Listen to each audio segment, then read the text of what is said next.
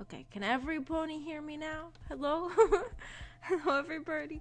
I don't know if anybody's here yet. I think I posted the right one in the Discord. Oh, hi, Genji. You can hear me, right? I am so annoyed because I literally tested the mic right before the stream started on the other one, and it was working. And then I started the stream and it wasn't working anymore. What the hell? I don't know if the problem is my mic or my computer that this always happens with. But literally all it took was just restarting my computer. That's all it took. No, they're lying. We still can't hear you. JK, we hear you. Okay, okay.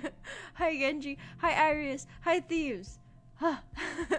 I'm here. And I can talk to you. Now. Yay. Some setting you changed?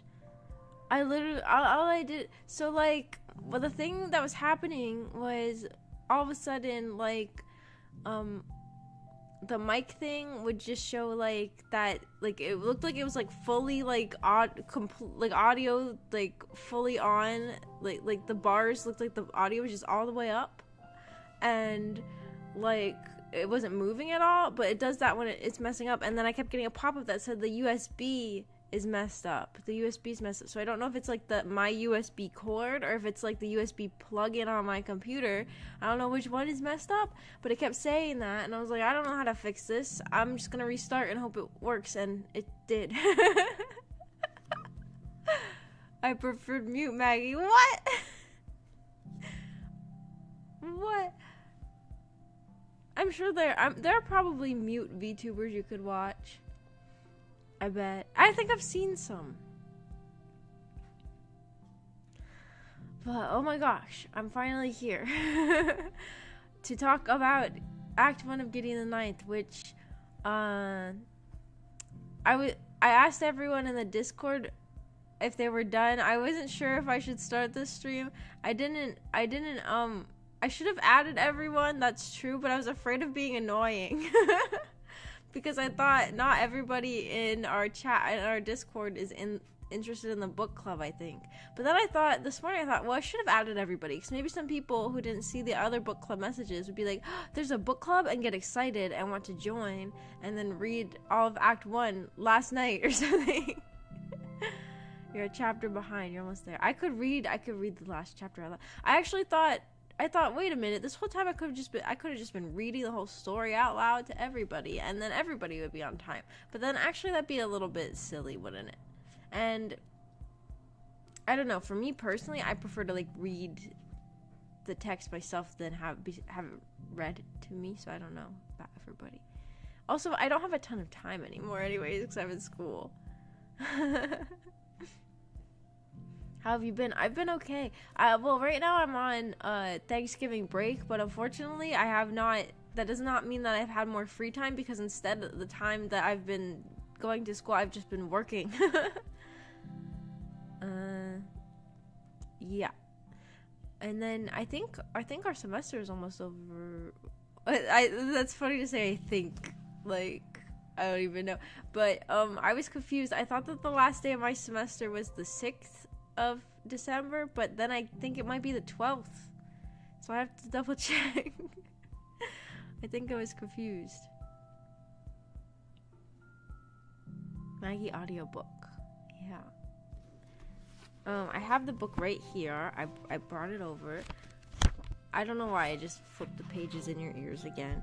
I just finished the last book in the series last night, and it made me cry.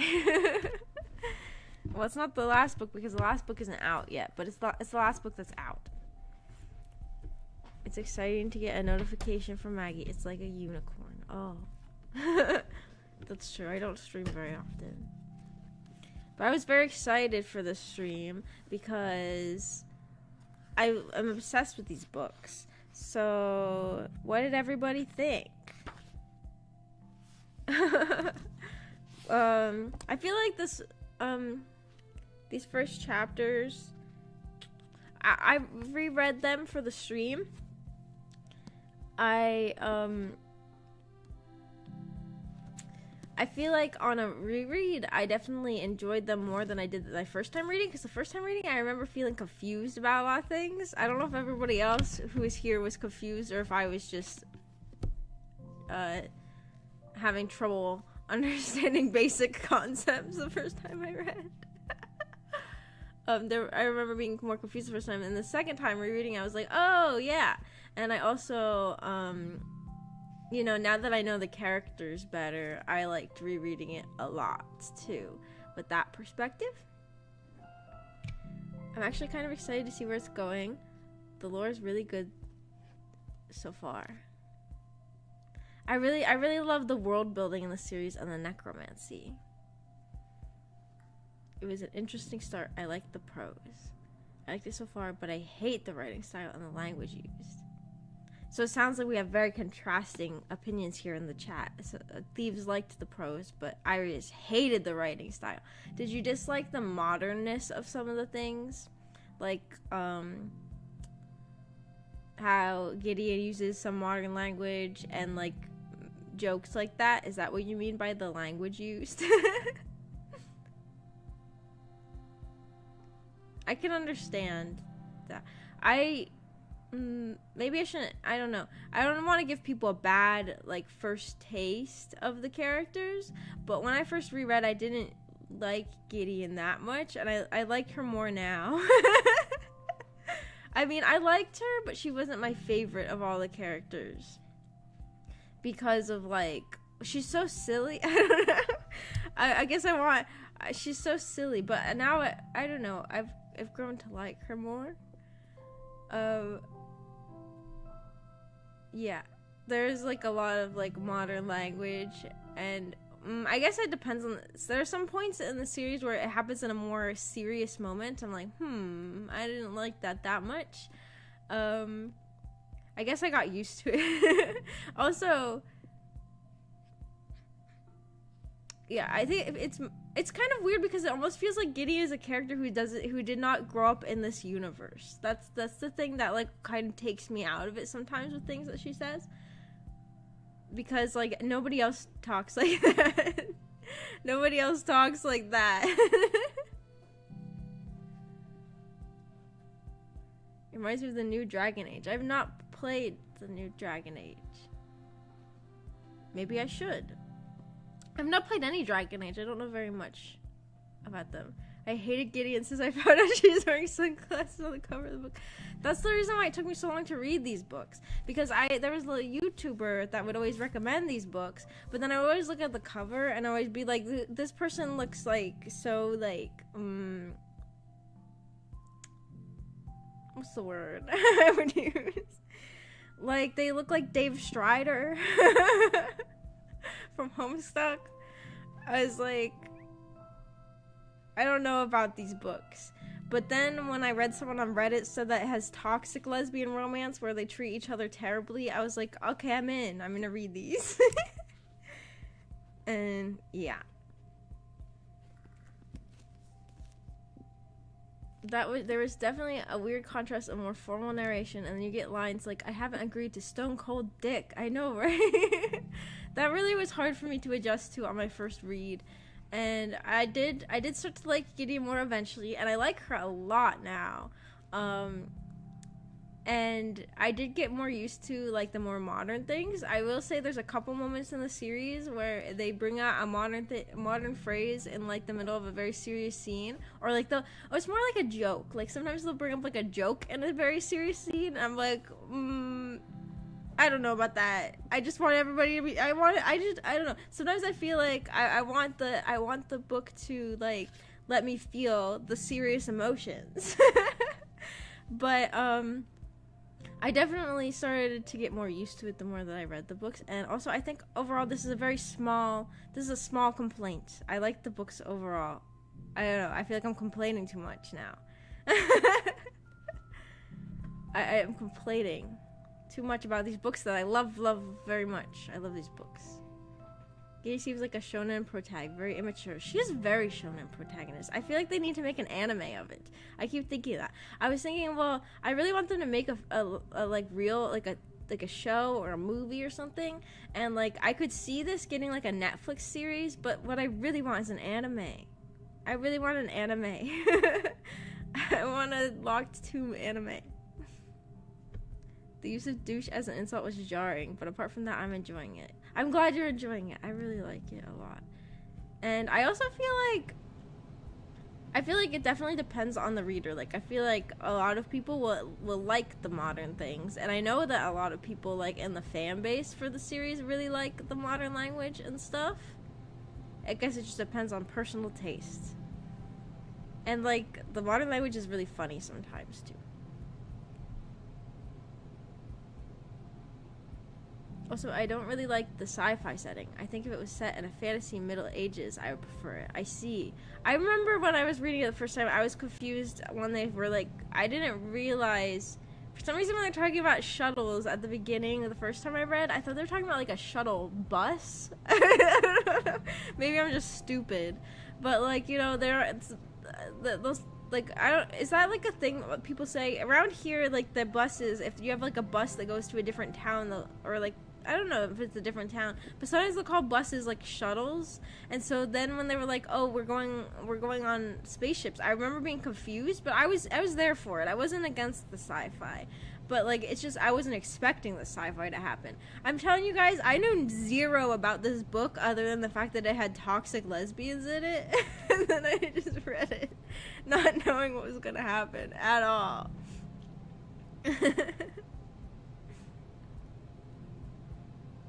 Just a Netflix adaptation would be cool, like Arcane. Oh, if it was an animated Netflix adaptation, that would be the best. I really would love it to be animated.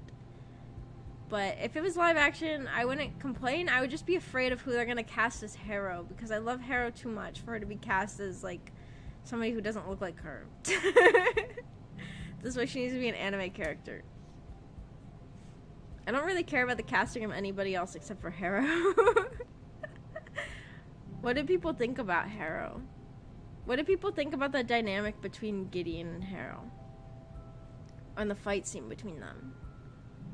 Sci-fi fantasy is cool for me, but I don't really like hard sci-fi. Oh, what's hard sci-fi? Hard sci-fi is like... Hard sci-fi, I would guess, is probably like we are like, on a ship.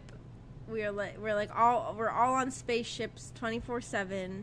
And like everything in our life is technology. Is that what like hard sci-fi is? See, if it was that, I don't think I would read these books. I think like the little bits of sci-fi are like about what I enjoy, because like overall most of these books do not take place on spaceships. They have spaceships, but overall like they don't have like internet. They don't have like lots of technology. They have a little bit of technology, but like it's kind of weird they don't have a lot of technology, but they have spaceships. But it actually kind of makes more sense later when this first book is a lot more like the world is a lot smaller. The world building opens up a lot in the future books, so like you don't really need to worry about the world that much in this book yet, I guess, other than the things they tell you. So we don't need to get into the sci-fi ness of it, but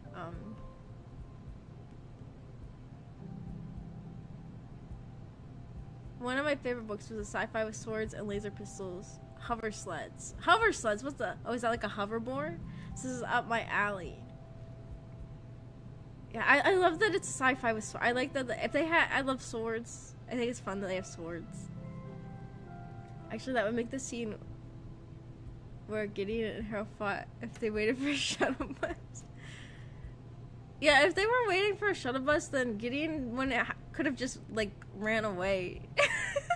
She wouldn't have had to do this whole thing. She could have just ran away. I don't know why I thought that.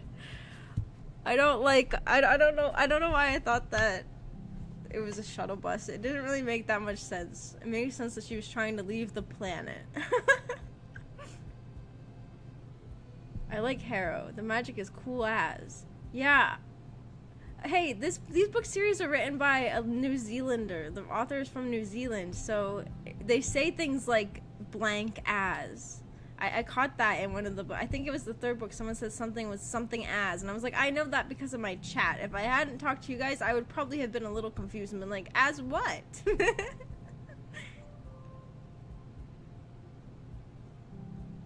Yeah, you've got it. Just pure sci-fi I'm not interested in. Yeah, I don't think I would be either. I think that the thing I really love about these books is that they're so gothic. I just love all the death and the bones and the necromancy and the fact that everything feels like it takes place in the dark. That's what I really like about these books. One of the things I really like.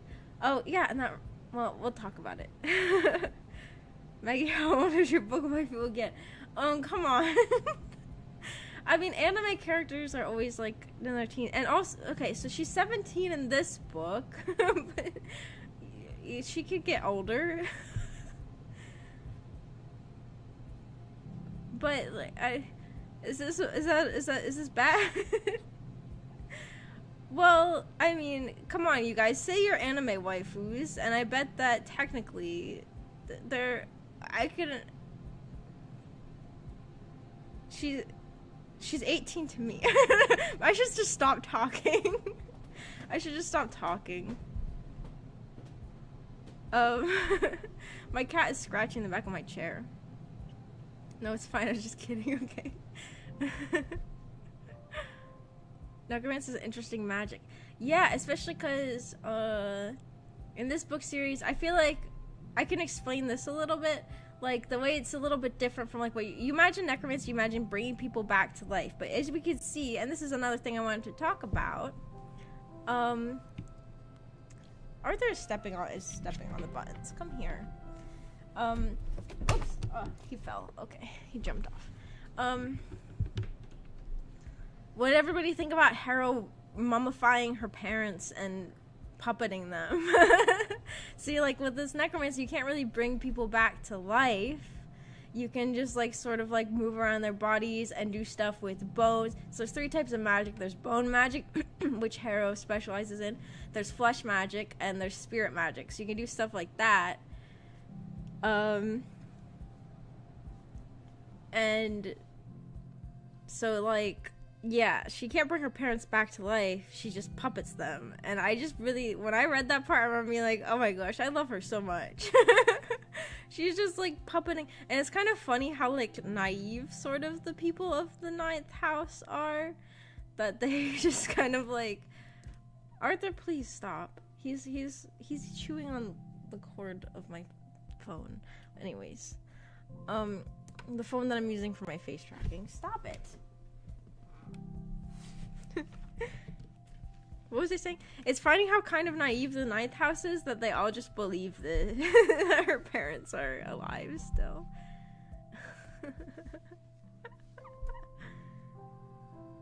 Maggie, the palace on the first planet is shiny AF, isn't it? Well, I guess it depends how you imagine it. But it's kind of described as being kind of dilapidated, and like, have they, I don't know if this is kind of spoilers, but it's like such a minor thing, I don't think it would be, because I don't remember, like, at the part we got to, how much they've described the palace. But they, like, do talk about, like, how as they are living there, like, the skeletons that the priests of the house operate are, like, fixing up the place. So I kind of imagined it as, like, well, I imagine it as sort of like, there's this picture on Tumblr that people were blogging that I was imagining the palace to look like. Maybe I could find it and show it in the next stream. But I definitely imagined, like, more like a dilapidated castle is kind of what I was imagining. But I don't remember. Maybe they said it was shiny. I don't remember what they said it looked like. So maybe my imagination was wrong the whole time. But I was definitely imagining like a castle, like a old, I'm imagining like an older thing than what it is, maybe. I don't know. Too many anime waifus. Anime waifu Mahiro Oyama. Hi Saz. Is that from Onimai? I should watch that. My anime waifu is the old witch in Spirited Away. Oh. I understand. Bones is pretty cool so far. Arthur is rubbing his face on my mic. Arthur, please, what are you doing? It says shiny from space. Oh, maybe it is shiny. Maybe it was shiny this time. Ah, Arthur, please. Just go. He's knocking over everything. I put him on the floor.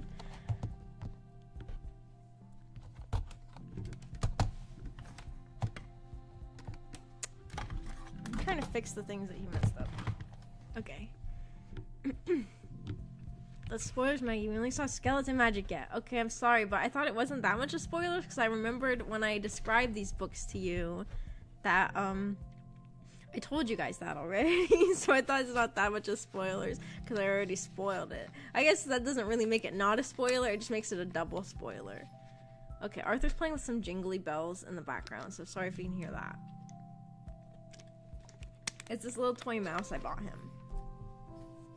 It has a jingly bell on its tail. I like the concept that the dead can't actually be revived. You can only make it appear so. It makes it so the author can't do a... Oh, how do you pronounce... I know this word. I just know how to pronounce it. A deus ex machina. How do you pronounce it? Is it deus? Do you say it like that? I know the word, okay? I see it written all the time. But I just don't know how you say it out loud. And actually revive everyone that dies. Yeah, I agree. I like it too. And it's like, are the jingly bells sounds too annoying for everybody? Okay, well, I'd rather Arthur be playing with jingly bells than be playing with stuff on my desk. But I can revert him to a different toy probably if it's too annoying. Deus ex machina. That's how you say it. I remembered. I don't know why I forgot how it's pronounced for a second.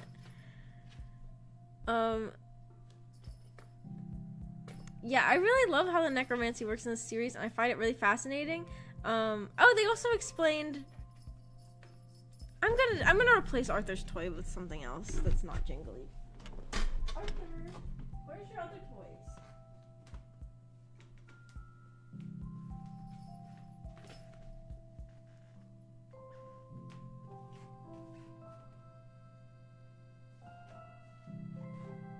I don't know where his other toys are. I don't know what he did with them. Oh, here's one. Here, want to put this?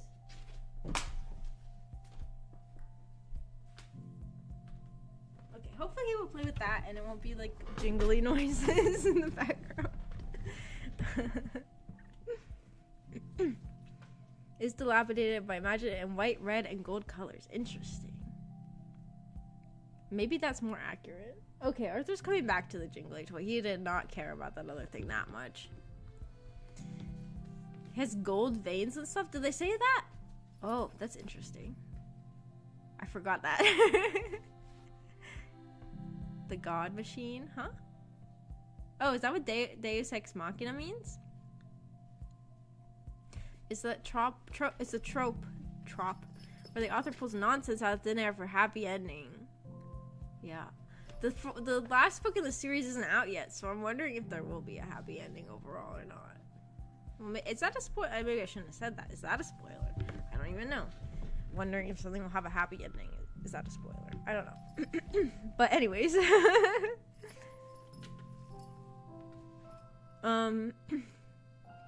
Jingle bells, jingle all the way. Yeah. Yeah, he's playing with that. Still.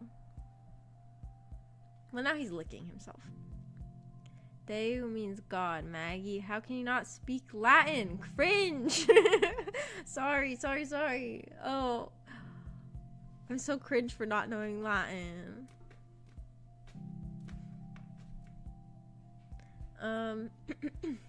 What else was there? There was other... I can't remember what I was gonna bring up, even. Because I was so distracted by Arthur. I'm trying to pronounce Genji's comment. It's like the Sasuke noise. I can't do it. I don't. Okay. Anyways, what was I gonna? There was something else I wanted to talk about from the books, but I don't remember. I'm picking up the book now. Well, Genji didn't read the last chapter yet. I don't remember. Did much happen in the last chapter? Oh yes, things did happen in the last chapter. Can I read a part from the last chapter that's funny though? Well, maybe people don't like this if you don't like the modern language, but I just thought it was funny when Gideon says the lights are broken. Haru's like, this planet spins much faster than ours. At Gideon's continued blank expression, it's night, you tool. I just thought that was funny. But that's not one of the things I really wanted to discuss in detail. That's just something I saw when I was scrolling, when I was flipping through, because I just thought that he was funny.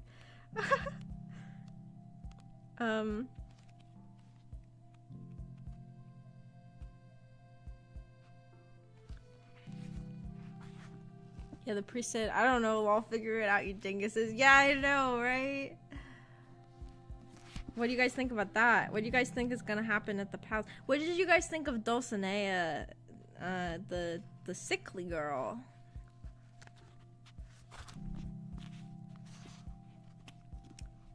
And her Cavalier Portizolaus. Any thoughts about that?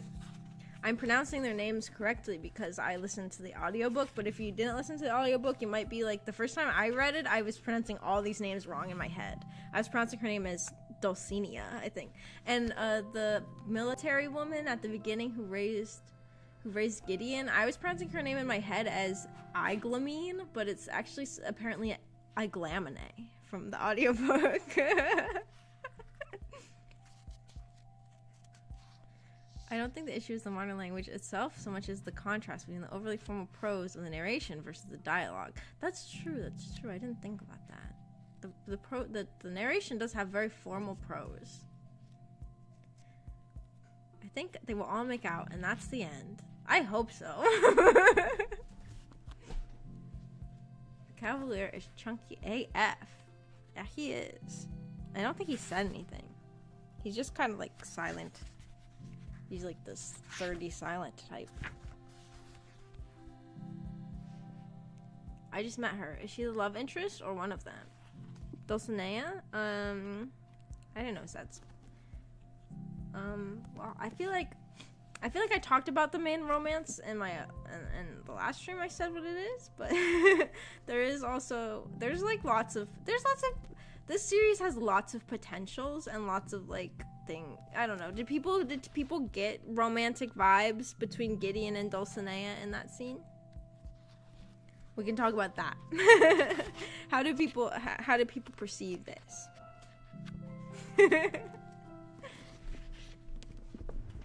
Yes. Okay. I don't know if I should talk about that further or not. So far, I don't think there's any romance in anything, really. I agree with Iris's prediction. I hope that happens. I'm pretty sure they pronounced it wrong in the audiobook. I think I haven't actually listened to the audiobook.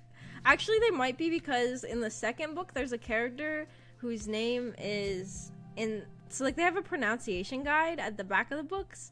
And in the back of the books, they say the character's name is pronounced Augustin, but the narrator of the second book is pronouncing his name as Augustine the whole time. So you know what? The audiobook pronunciation might be wrong. Her name might not be Dulcinea. Maybe it is Dulcinea. So far, I don't think there's any romance in anything. Did I already read that? I don't know. Also between Harrow and Gideon. But Harrow is the alpha to Gideon, and Gideon is the alpha to the white girl. The white girl.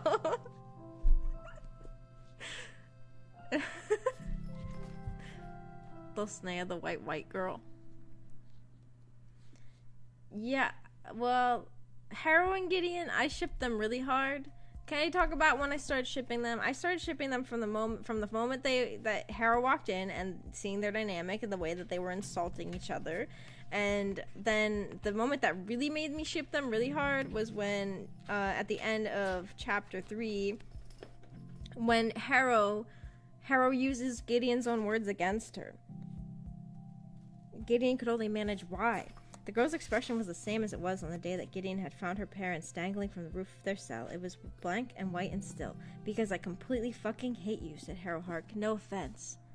Harrow using Gideon's own words against her like that after she did something so horrible as getting Ordis on that ship. Or I wasn't sure, but on the reread I thought that, because like I noticed that there was a part where they mentioned that Harrow and Crux took Ordis and his mother aside and like was whispering to them. So it was like, were they telling them about the ship? Is that what happened?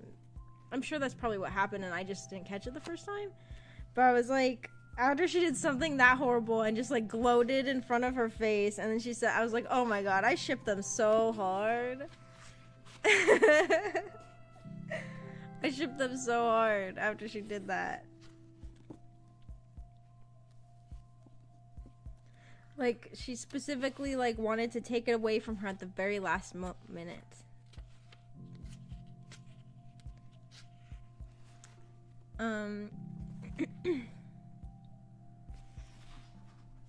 Of course, I still felt bad for Gideon, though. that was done to her. And that she can never leave. Well, now I guess she can leave, because now she can be the Cavalier.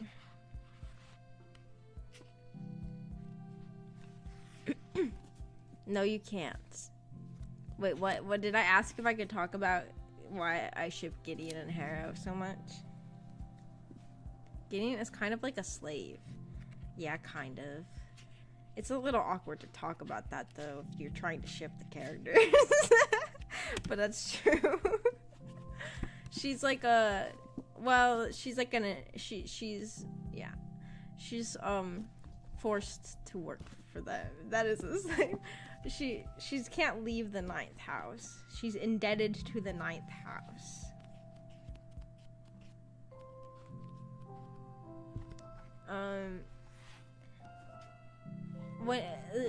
I can't talk too much about spoilers or anything. I like Ordis or whatever his name was. Imagine him looked like Ralph from The Simpsons. The crying boy. You loved Crying Boy. Ralph, The Simpsons.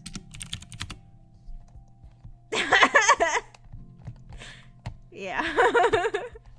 I could see that. It's so funny. I mean, it really, because like the 9th house is like supposed to be like full of mostly elderly people, you know. So it's kind of funny. Ordis is described as a youth of only 36 or something like that. He's like in his mid-30s, but he's still like treated so like a baby by his mom and stuff, and is also like still so young compared to everyone in the house, just because everyone's geriatric in the 9th house.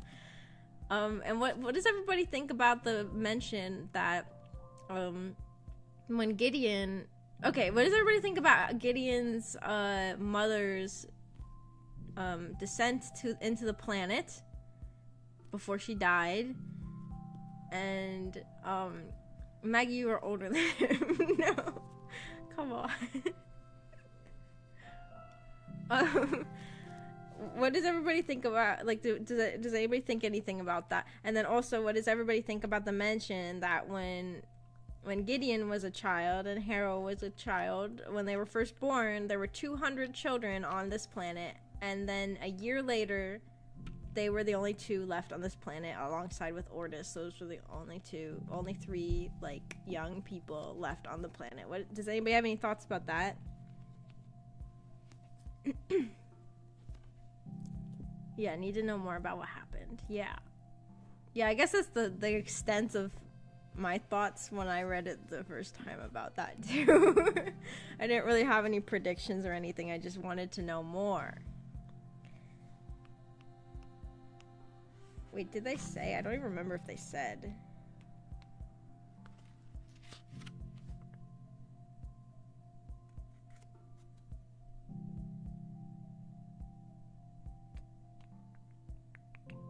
Yeah, they don't really say. I just read the part. They don't really say. What happened to the other children, did they? For some reason, Gideon made me think of Guts' backstory. I don't know Guts' backstory. I didn't read Berserk. Should I read Berserk so I can talk to my chat about Gideon the Ninth? I should probably read Berserk just in general, right? I never thought of that, but that's a funny thought. Is it funny?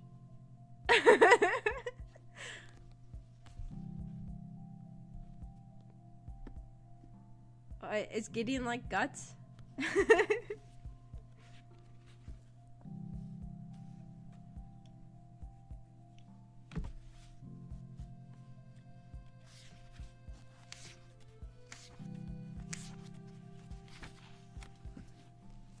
It's definitely read Berserk, Maggie. It's so wholesome. No, I know better than that. It'll really brighten your day. Oh, okay. Well, I might like it.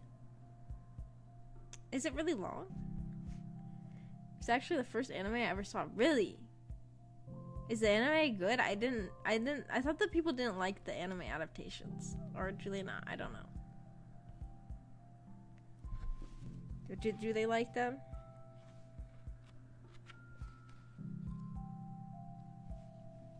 Guts was born from a corpse and found by a band of mercenaries. Oh, that sounds awesome. Born from a corpse? Okay, maybe I should read Berserk. And Gideon fell into the ninth from a corpse that just said Gideon 3 times and died. It said that, right? We didn't. That's not a spoiler. I think it said that, right? It said that in the first 3 chapters. And then was raised by a bunch of nuns. A bunch of elderly nuns.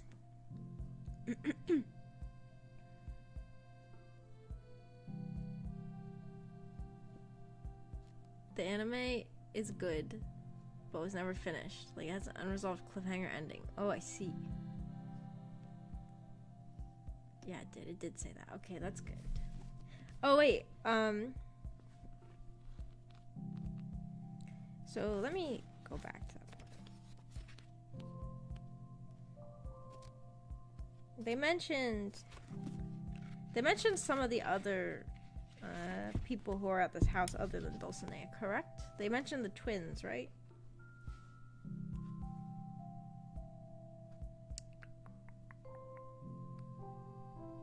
I don't remember. Her mom gave up everything for her. Yeah, you do get to learn more about the situation with her mom later on. Very intriguing. What twins? The aunts? No. Oh, did we not meet the twins? Oh wait, hang on. I thought that they mentioned them in around the time when. Let me see. Or maybe they didn't say that they're twins.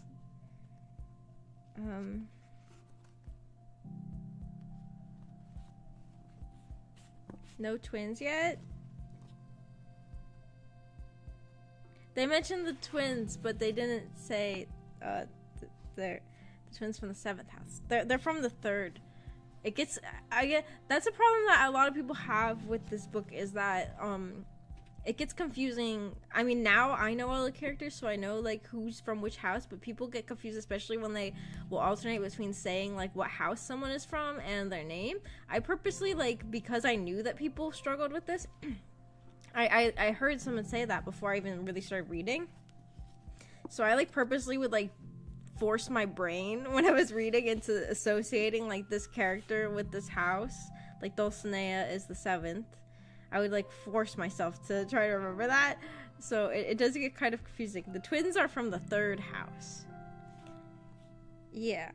But I guess they don't really show up that much yet, so there's not much to talk about with them yet.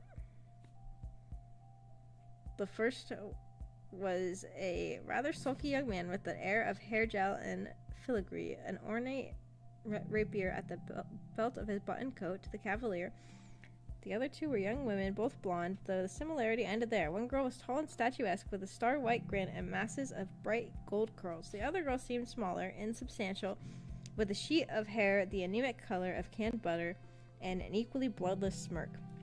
They were actually the same height, Gideon realized. Her brain had just deemed that proposition too stupid to credit on first pass. It was as though the second girl were the starved shadow of the first, or the first an illuminated reflection. The boy just looked like a bit of a dick.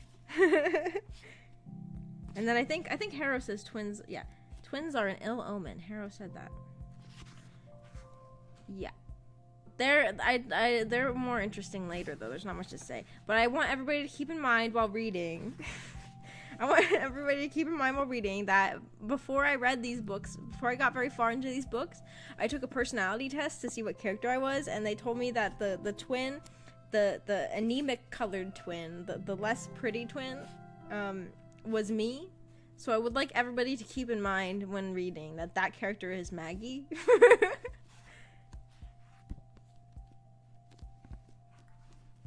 Personally, I'm from my house. Me too. I love fantasy, but it can be really hard to start a new one if there's a lot going on, like this book with all the different houses and characters. Yeah, that's why, like, on my reread, I'm having a much easier time because I know them now. Yeah. Do we think that, like, for the next meeting that is 2 weeks still gonna be okay to read, like, the next act? Wait, let me see when the next act ends. Because I thought that the reason why it was probably harder for everybody this time was because that, meow? My cat. Was probably because, everybody had to get access to the book. But, okay, so the end of Act 2 is page 184, so that's about 100 pages. Is 100 pages in 2 weeks okay?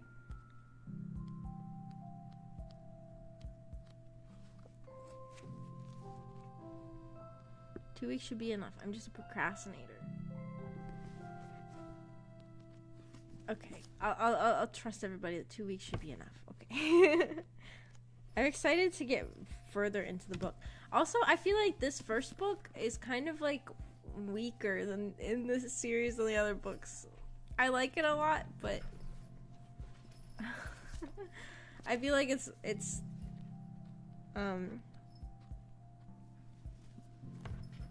as far as the full series go, the other ones, they just go harder. For me, it was okay. I read it long before today since I'm hoping for a good grade in Magology. Thank you. You're getting an A+ right now. Should I be grading everybody? Hi, Winnie. Now Winnie's here. Arthur's playing with the jingly bell in the background, and Winnie is over here now. I'm just surrounded by cats. Sorry, I was petting her. Do we have anything else to discuss in these first few chapters of this book? Is there anything anybody here wants to talk about?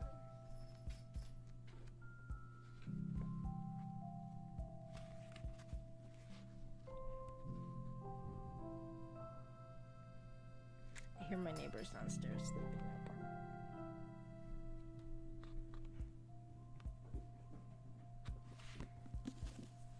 Maggie about to make an exam at the end and then ban anyone that fails.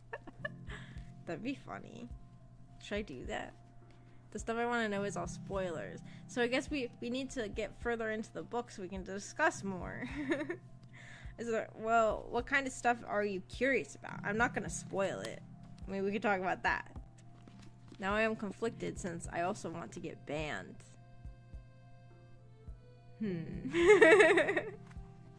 You have to choose between wanting a good grade and wanting to get banned.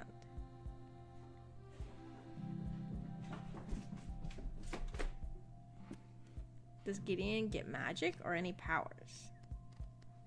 See, these are. See, I can't answer for things that are spoilers, but those are things that's interesting.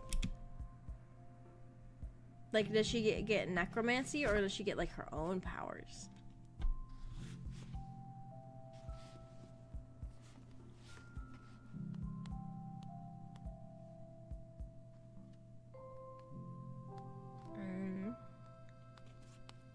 I'm flipping through. There's just not that much in these first few chapters, I guess. I was trying to see if we have other things to discuss.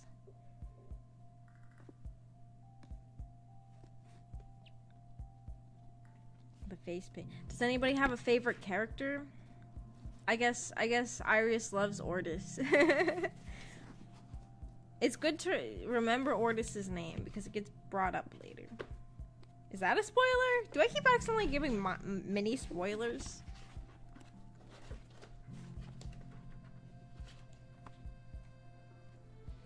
Harrow so far? Iris gasped. Because your favorite character's coming back, or because I spoiled it? Just remember the name. Series ruined. Literally crying at the spoiler. I'm so sorry. I'm so sorry. I'm so sorry I mentioned that Ordis' name comes back again later.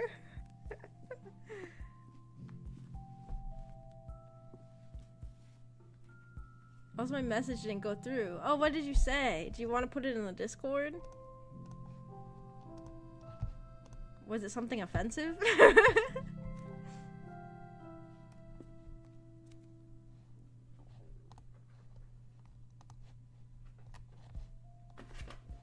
Gideon is a lesbomancer. Why the heck is lesbo censored? And they could see it even if it's in... Even if it's in the middle of another word. Is lesbomancer a slur? I like that Gideon has porn magazines. Maybe that's a weird thing to like about a character. But I don't know, I just appreciated it. I just felt like I felt seen. I felt recognized.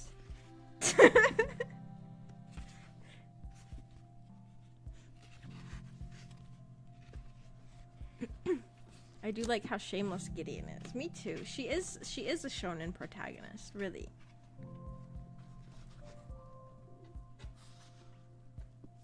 There's also so many like things in here that are like foreshadowing or like little like callbacks. Like you reread it and be like, oh my gosh, like it's like kind of. And like, but I can't tell you guys about that. But I'll just keep note of them. I'll just take notes of all of them, and then when we're finished with the book, I'll just go through a huge list and reread them.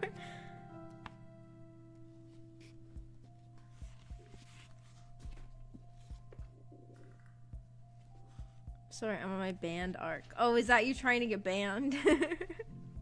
Lesbomancer, saying lesbomancer. It sounded like I called you a lesbomancer the way I said that. saying lesbomancer, the most offensive slur in the world.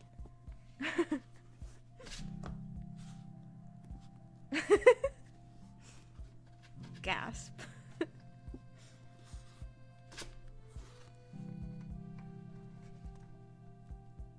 I just love Harrow. Does anybody here hate Harrow? Because I feel like Harrow is like so horrible to Gideon that I could see people hating Harrow. But I just loved her from the moment I saw her.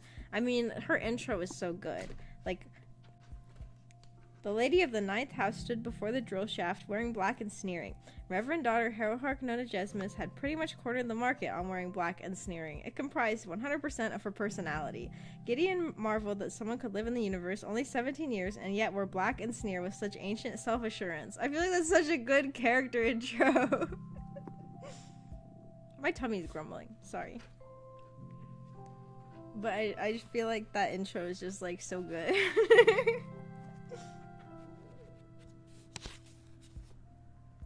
I also, when Harrow is like saying goodbye to the ninth house.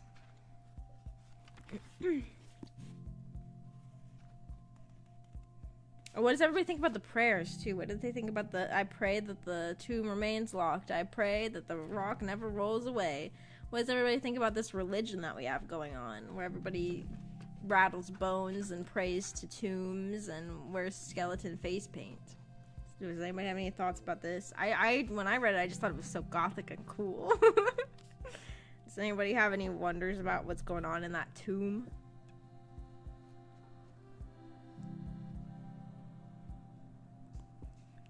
Yeah, she's cool AF, big brain. Yeah. I want her to be an anime character. I was thinking, bro be yapping, for real, for real. Is that what we were thinking about the prayer? If it is sci-fi, why do porn mags still exist? Well, they don't have internet or TV. They just have spaceships. Which might be confusing now, but just hold your confusion and keep reading if you want to understand, like, the mixture of sci-fi and lack of the mixture of sci-fi and fantasy, and the fact that they live in such, like, a world that's so advanced but also so ancient. I don't know. They just have shuttle buses. You mean? No, it's a shuttle ship. They're shuttle buses.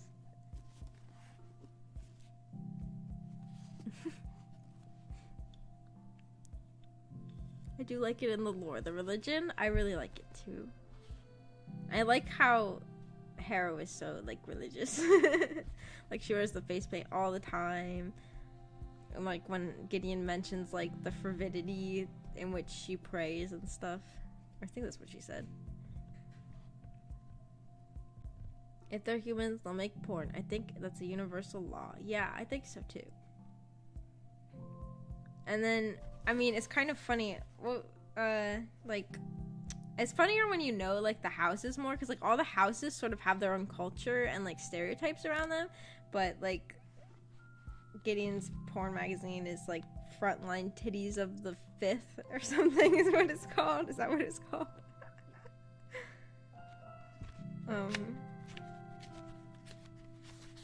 It just makes me think about which houses are the main producers of pornography. I don't know. I just find it interesting. And also thinking about, like, the ways each house would be, like, stereotyped in their media interests me. I mean, I guess at the very beginning we have, like, the poem that kind of, where is it? That kind of gives you, like, a little hints so far about each of the houses. 2 is for discipline, heedless of trial. 3 for the gleam of a jewel or a smile. 4 for fidelity, facing ahead. 5 for tradition and debts to the dead. 6 for the truth over solace and lies. 7 for beauty that blossoms and dies. 8 for salvation, no matter the cost. 9 for the tomb and for all that was lost. That also, like, it adds intrigue for the tomb and all that was lost. What was lost? You know, you wonder. Like, what's going on with that tomb?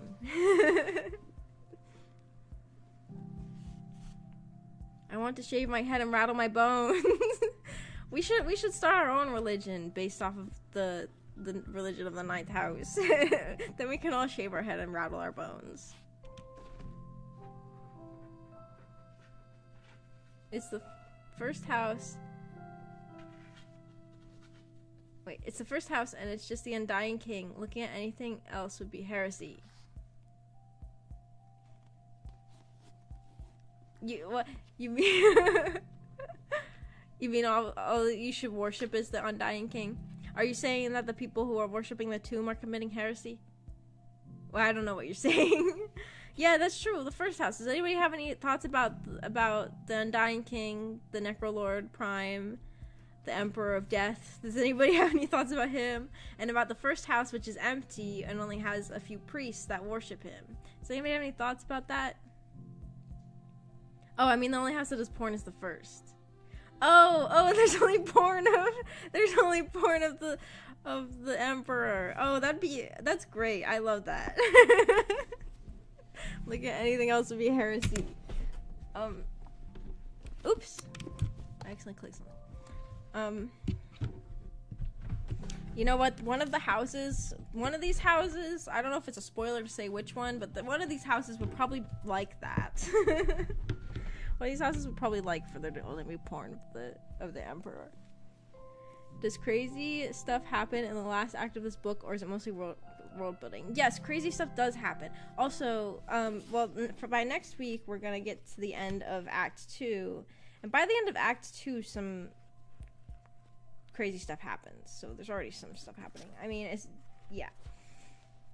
But like the end, yeah, the ending, yeah. Well, I'm not gonna give spoilers, but things happen. The first few chapters are a lot. These books have so much world building that I'm like shocked at the amount. Like I'm like, I didn't read that much. How is there so much to this world? But then I realized it's because there's world building shoved everywhere. Even like in the smallest throwaway sentences, they've shoved world building in there.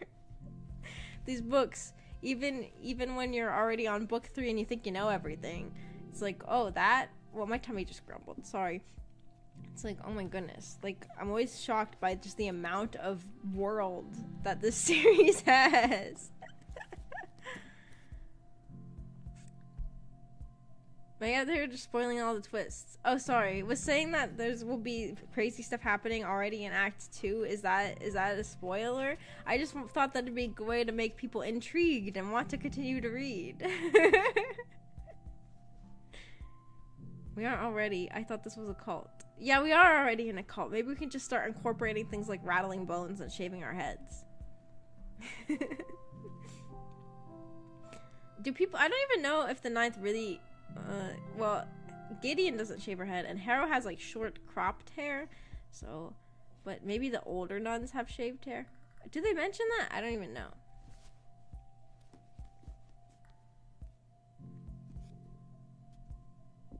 Maggie out here just spoiling the twists. Sorry.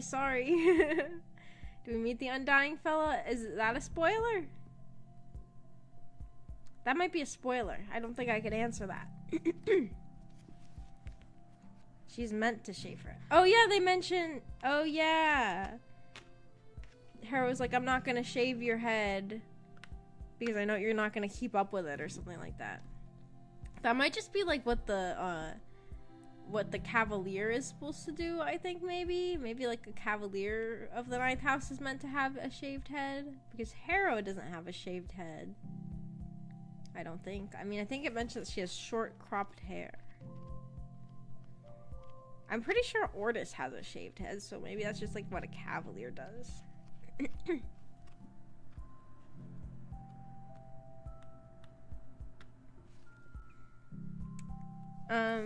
One of the moments that I liked was, when Harrow is leaving the ninth, and,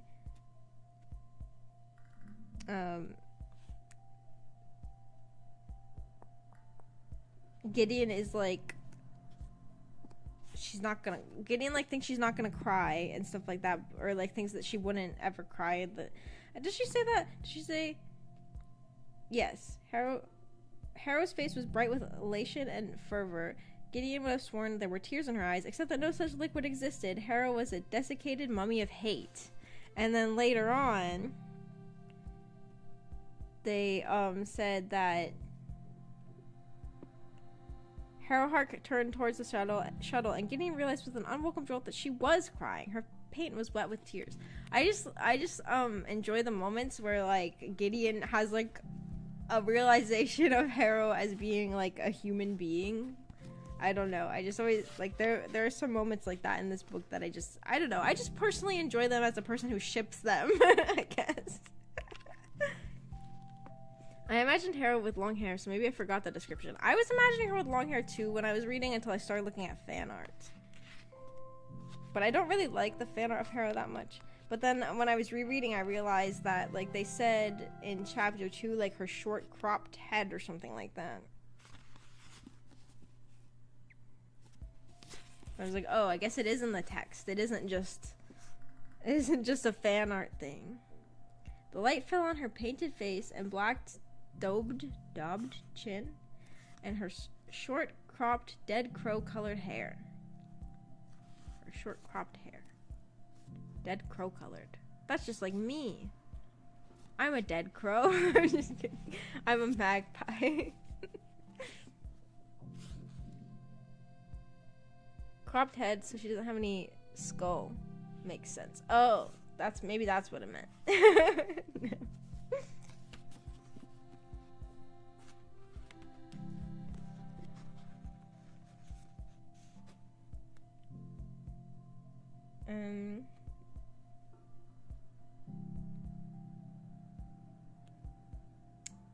I don't know if there's anything else to discuss. Does anybody have any first impressions about any of the other necromancers or cavaliers? I guess we didn't really see them very much, though, other than just, like, their names.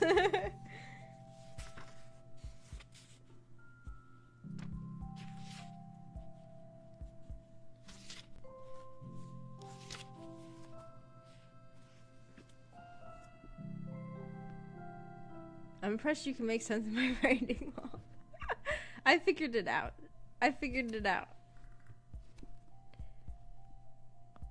It made sense.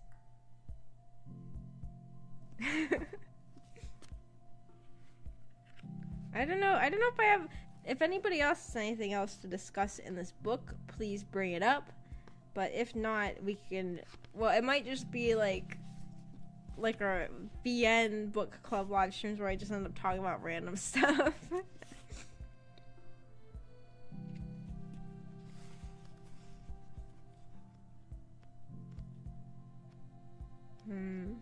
Yeah, there's not that many. I mean, we're only 80 pages in. Your message got blocked. Do you want to post it in the Discord too? Oh wait, I can probably see it if I just go on YouTube, I think. I don't know. I guess it depends on why it got blocked. But I think if I just go on my actual and click the thing, I can probably see it, can't I? Well, maybe I can't. Oh. I can't. Sometimes I can see messages and it's like, would you like to allow this or not?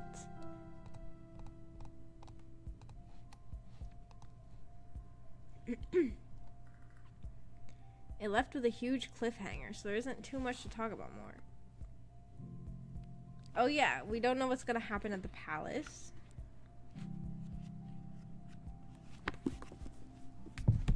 Yeah, we might have run out of things to discuss.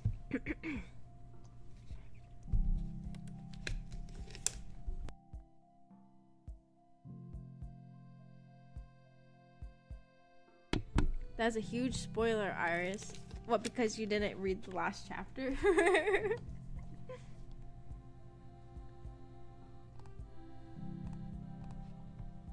My favorite threat so far is the I'll hide bone meal in your breakfast and punch your stomach out. Yeah, that kind of like, oops.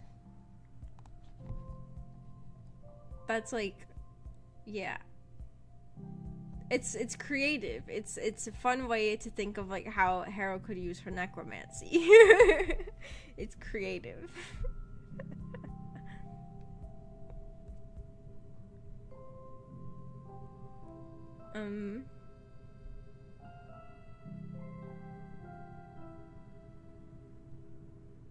Yeah, I don't know if we might be out of things. I remember. Oh, well, a very small thing is that when they describe Gideon's mom falling onto the planet, they describe her like falling in like a moth. I don't know. I just like that imagery. Oh, and she's in a hazmat suit, isn't she? That's just interesting because like it's not. It feels out of place with the other fantasy elements. Like if. Like, I'm imagining this person in, like, I've always imagined, like, Dreerbur in the 9th house to look like, I don't know, I guess maybe I was imagining the places as less sci-fi than they are, but I was imagining, like, a fantasy, creepy, gothic, dark place, and then, like, imagining, like, a person in a hazmat suit there, like, that's just interesting. I don't know, it's visually, I like the visual of it. It's kind of creepy. Hazmat suits are a little bit creepy. That's just how I feel. She is, and she siphoned her power to the baby. Oh yeah, that's what happened. Wait, it looks like there's a really long message over here that I can't read. It's not coming up in my chat.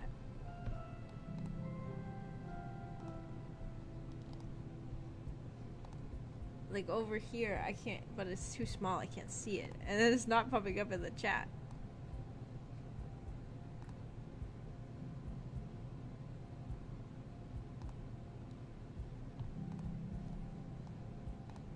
Oops.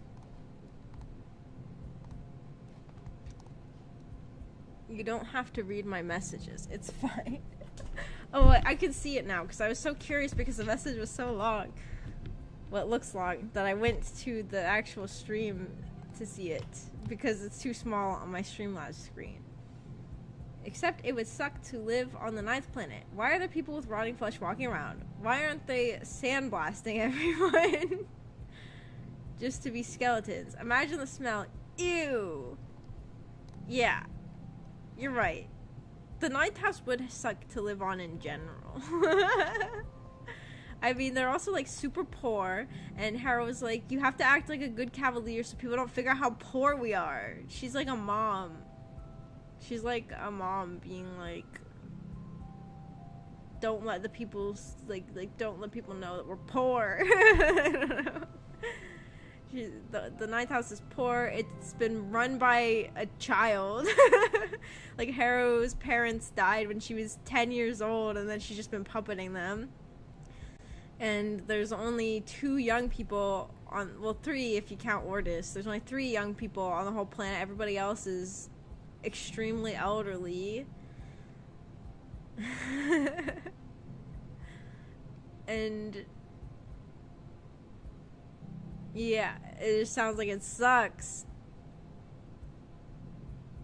Also, they mentioned Gideon's room being a cell, and you imagine like a prison cell, but then I learned that that's not actually correct. It's because the house is like a religious house. A cell is the name of the room that a nun sleeps in. A nun's room is called a cell. So that's why. It's because they're a religious house full of nuns and stuff. So it's not actually like a prison cell, although it might as well be because she's forced to live there. And I believe she has like, does she have like chains around her or something that she undid in the first chapter? Imagine the 9th planet to be just like England. I think you're right. Maybe it's based on England. That makes sense. Dami Mommy. What? Wait, who is Dami Mommy in this scenario? Harrow? Who is Dami Mommy?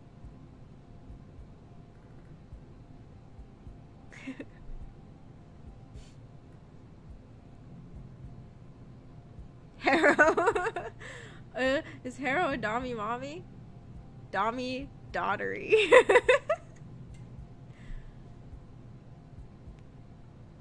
Harrow. It's funny. I didn't imagine her to be like a mommy type at all. Well, she's described as short and like thin. And I guess that's like the opposite. Like I imagine, like, I guess just physically I imagine a Dami Mommy to be tall and big breasted.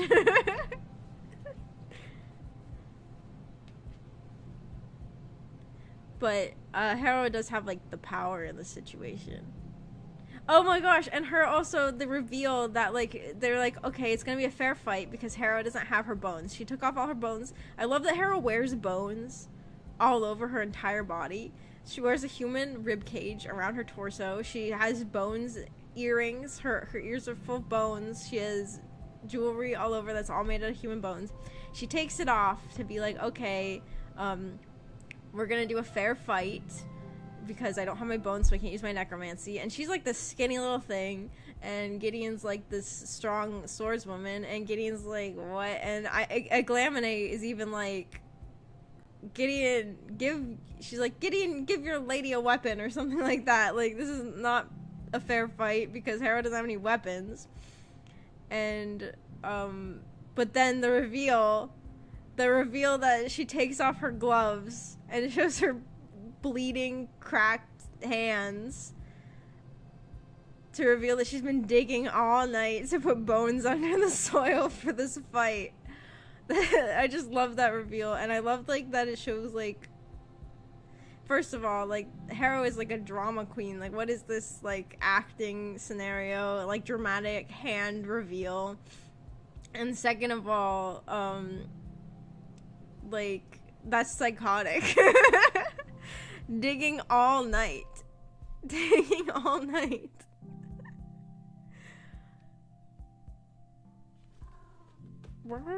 Arthur? Hi. Like, it makes me love Harrow even more. She can still be a dom like that. It's about attitude. That's dommy mommy stereotyping. Okay. Well, she can be a dom, but like her being like a dommy mommy just feels weird to me. I don't know. Also, she's younger than Gideon. She's a year younger.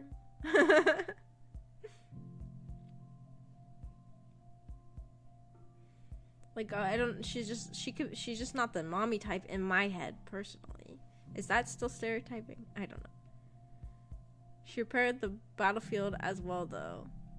Pff, amateur, I wear bones inside of me. Why not just use the bones you already have? True, true.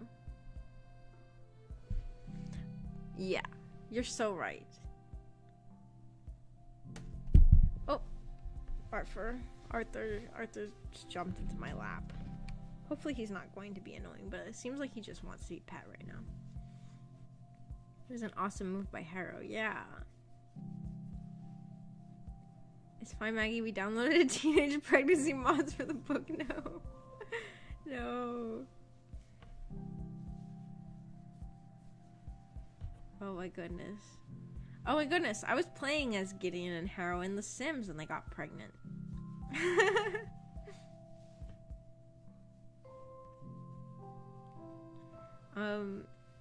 There's something else I was gonna bring up. I don't remember. I think it was related to the fighting scene. Oh yeah, the just a moment I thought was cute was when they mentioned like that Gideon finally got. I think it mentioned that like Gideon finally got over and she was able to kick Harrow, and like Harrow's skeleton caught her. Like one of the skeletons caught her and like brought her to safety or something. I just thought that was a bit cute visual in my head. Wait, what? Maggie got pregnant? I did not get pregnant. No, I made Harrow get pregnant in The Sims. I did not get pregnant. I made Harrow get pregnant in The Sims.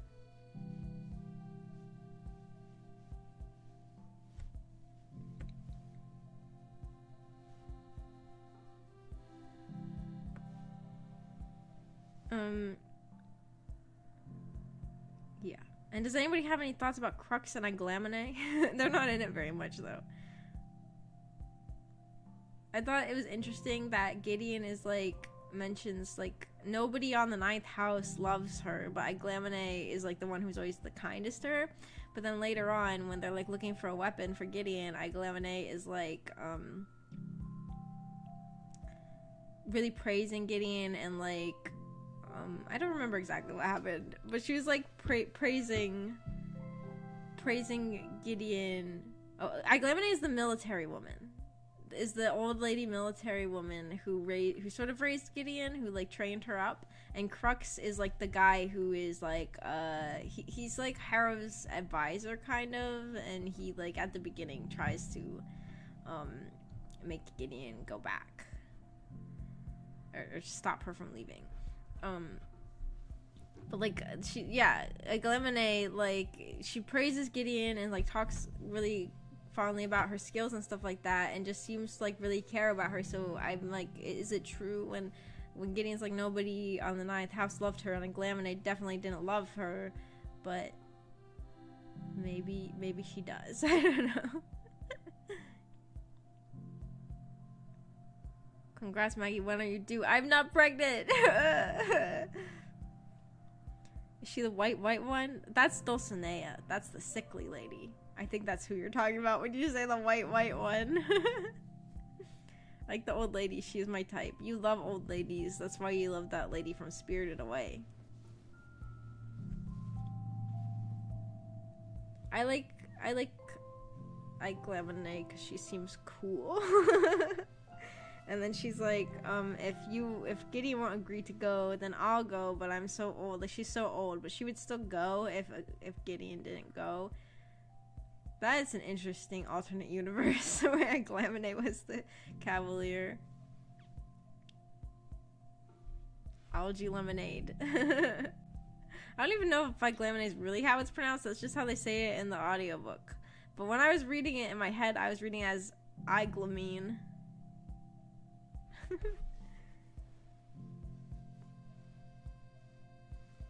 one she caught from falling. Oh, that's Dulcinea. that's Dulcinea. Dulcinea is caught in Gideon's arms and coughs up blood.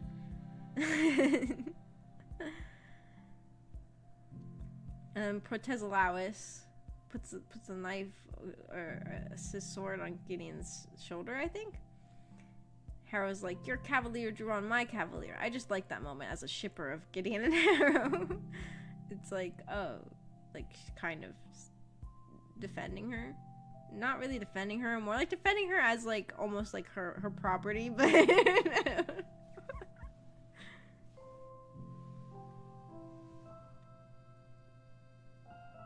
I like Harrow's tendency to not try to get along with most people. Immediately, like this lady is so sick, and she's still like, your cavalier drew on my cavalier. I like the moment as a shipper of sword ex Gideon. Oh my gosh, the sword, it was touching her shoulder. That's so romantic. Oh my goodness.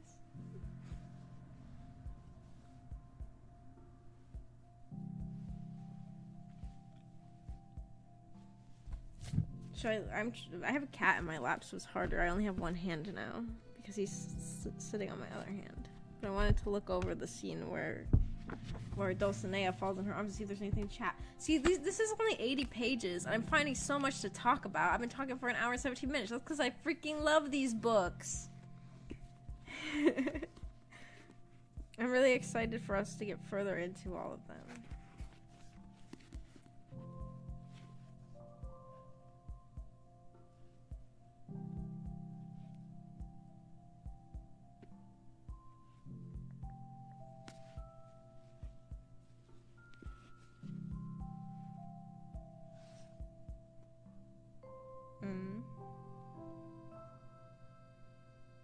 Oh yeah, you can already see a little bit of like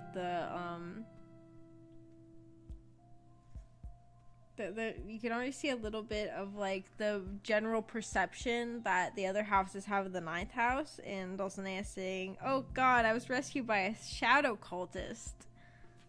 I'm so sorry. Thank you. This is one for the history books. It really shows how the ninth is viewed by the other houses. They're cultists. I just enjoy that. Shadow cultists. That sounds so gothic. There's also a lot of sexual tension between Gideon and her two-hander. I hope they will get back together. I know, isn't it so... I know, I ship them too. But why do they have to give her another weapon? Why? I mean, I get that they're trying to make her look like a good, like, ninth house cavalier, but come on! Let her use her two-hander. Haha, you do love the cults. I do love cults.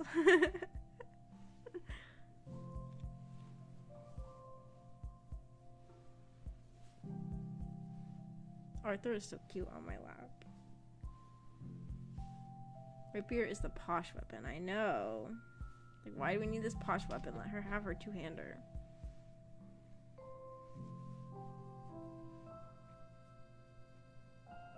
And then there's one part where I've seen discussion of this on Tumblr about this book, where Harrow is mentioning what kind of weapon that she wants Gideon to carry, and she says the chain and powder. And I saw people on Tumblr saying, like, what is the powder? And I also don't know, like, what do they mean by powder? Does anybody know?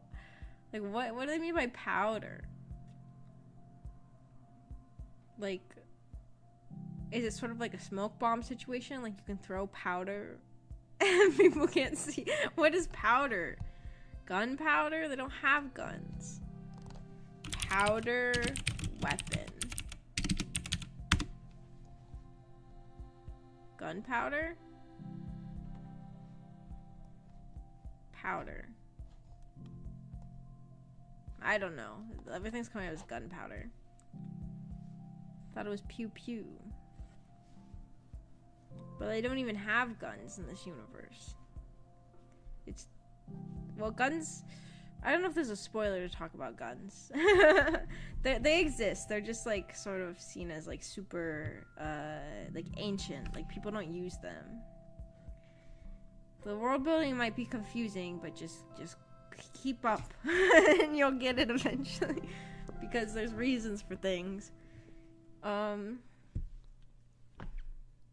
I was looking at a video with a cult deprogrammer. Maybe you can get some good tips from that video. But it was like throwing sand into the eyes of your opponent. Maybe it is. It's like Pokemon. Sand attack. I'm further away now because Arthur's in my lap and he lifted his head up, and so I can't roll my chair back in or his head will get hit on the desk. Unless it is a type of magic. I don't know if it would be. I don't feel like there is magic other than necromancy in this universe. At least I don't think so. Well, I guess there's like stuff that's like related to necromancy. It's all related to necromancy.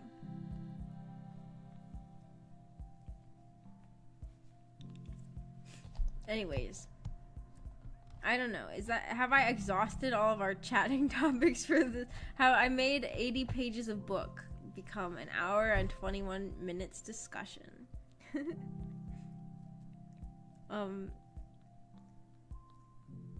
It's snowing outside in real life now. It's been snowing so much. I guess it's not snowing in Australia, where all of you guys live.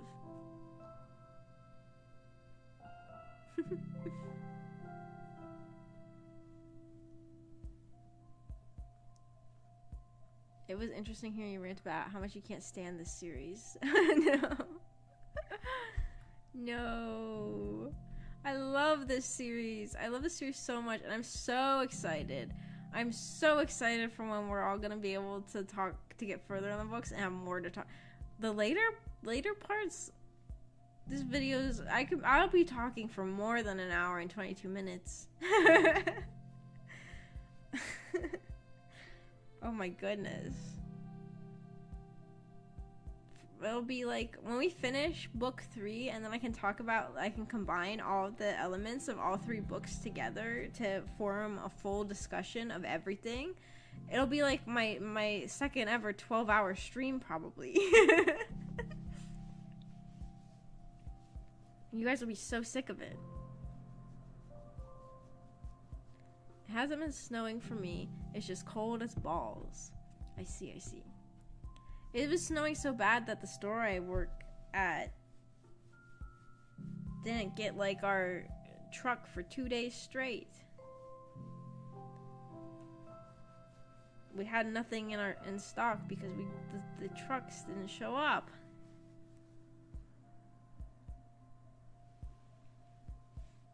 Sounds good. Is everybody excited for the 12-hour stream? Our next book club discussion will be December 15th. I might stream again before then. I don't want my channel to just become book club streams. But well, actually, by then I might, well, maybe I won't be as busy with school. I don't know what school's gonna be like when I come back. If professors are gonna assign that much after the break, or if they're gonna be like, well, the semester's almost over, there's no point in doing anything else.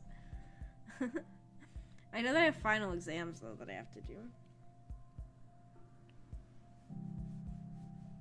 Book clubs expand your mind, especially ones about lesbomancers.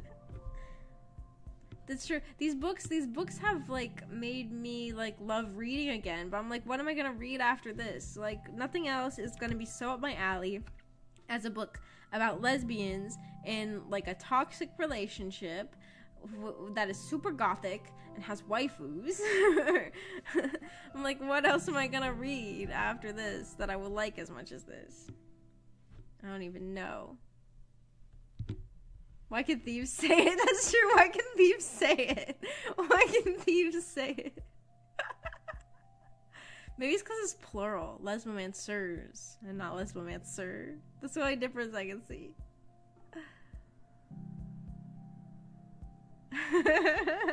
Why can I didn't even catch that.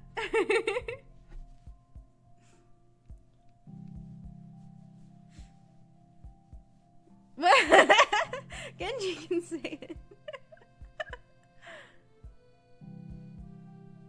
Oh my goodness.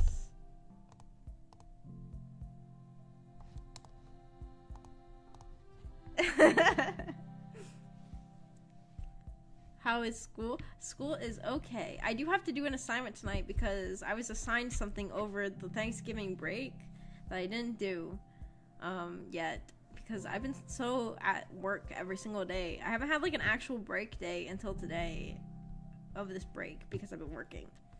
So yeah, someone gave me sorry,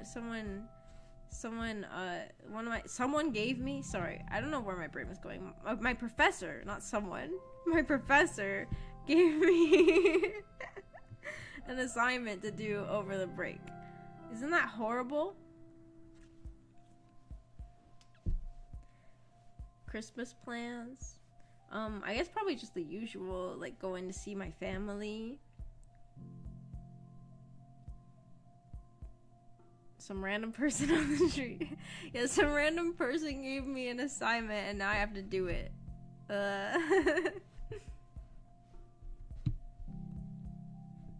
It's very horrible. It's very horrible.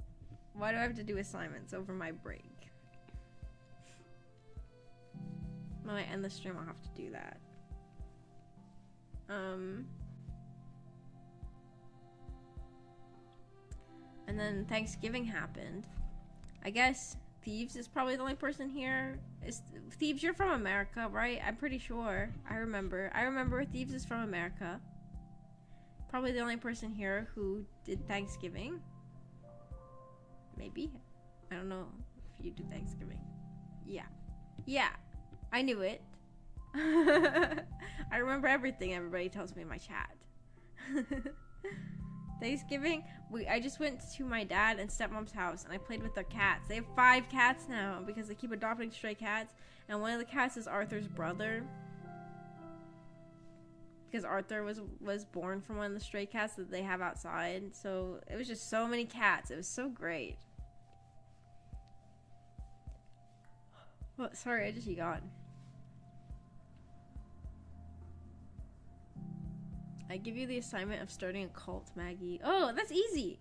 I've already done that once. I can do it again. Yeah, well, you celebrate Thanksgiving on a different day, don't you? Because Canada celebrates it on a different day. No, I'm not Canadian. I'm also from America. That's like the only thing I ever shared about me. No, you're from Austria. I know where everybody's from, and I know your exact coordinates right now.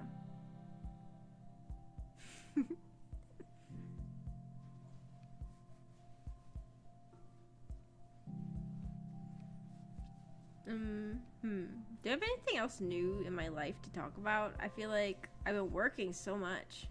This cat is making my leg fall asleep.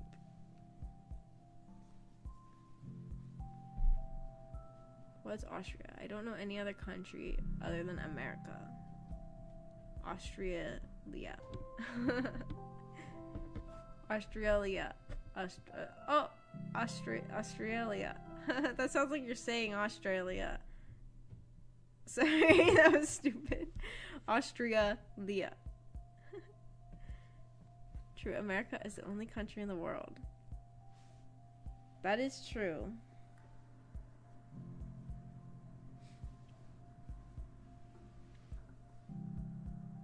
I'm excited for Christmas.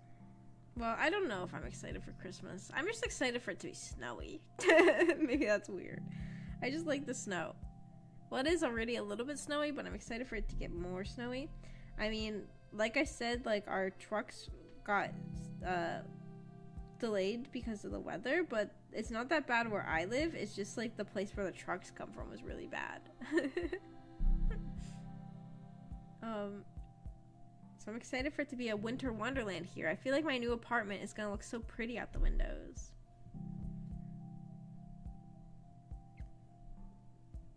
I love my new apartment so much. Like, I do not regret it at all. I kept worrying that I would regret it, but I just love my new apartment. I don't regret it.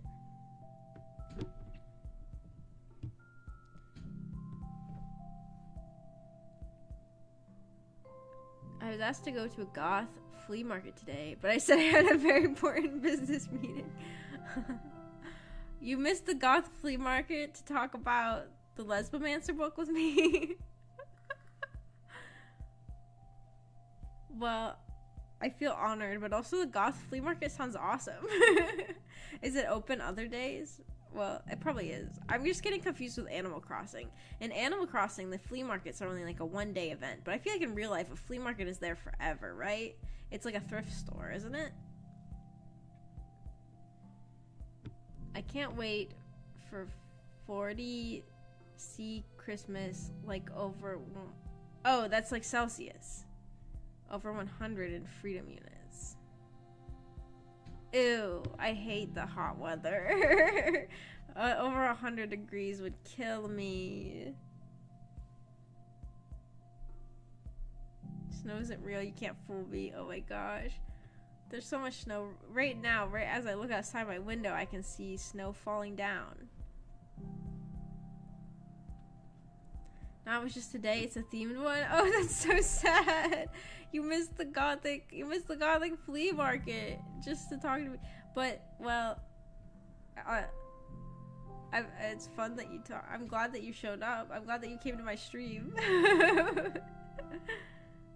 You're so gothic now because you also go to the gothic clubs now. Didn't you say that? Are you a goth now? That's really fun. I want to go goth. Well, I don't know if I want to go goth. I kind of do, but I also kind of don't. Because I feel like there's not that many... I don't see goths in real life around here. And we don't have, like, goth clubs that... Well, maybe we do, and I don't know about them. But I don't think we do. And... I don't know, I'd just be a lonesome goth, I guess, if I was goth. And I don't know, I just, like, I was, like, you know, I've spent so long, like, wearing Lolita and stuff like that, but I've just gotten to a point where I'm sick of, like, being stared at for what I'm wearing. So I just, like, wear more normal clothes now. I just want to blend in now.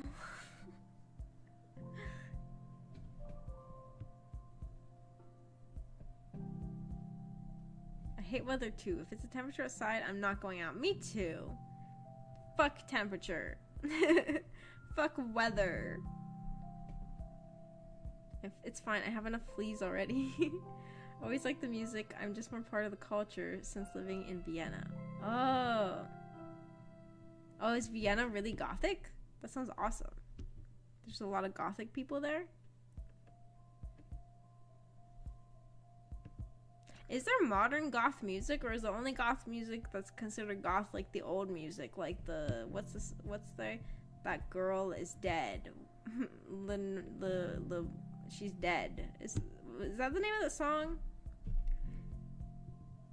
Are there like modern goth music, or is it only goth if it's from that specific time period that they made those songs?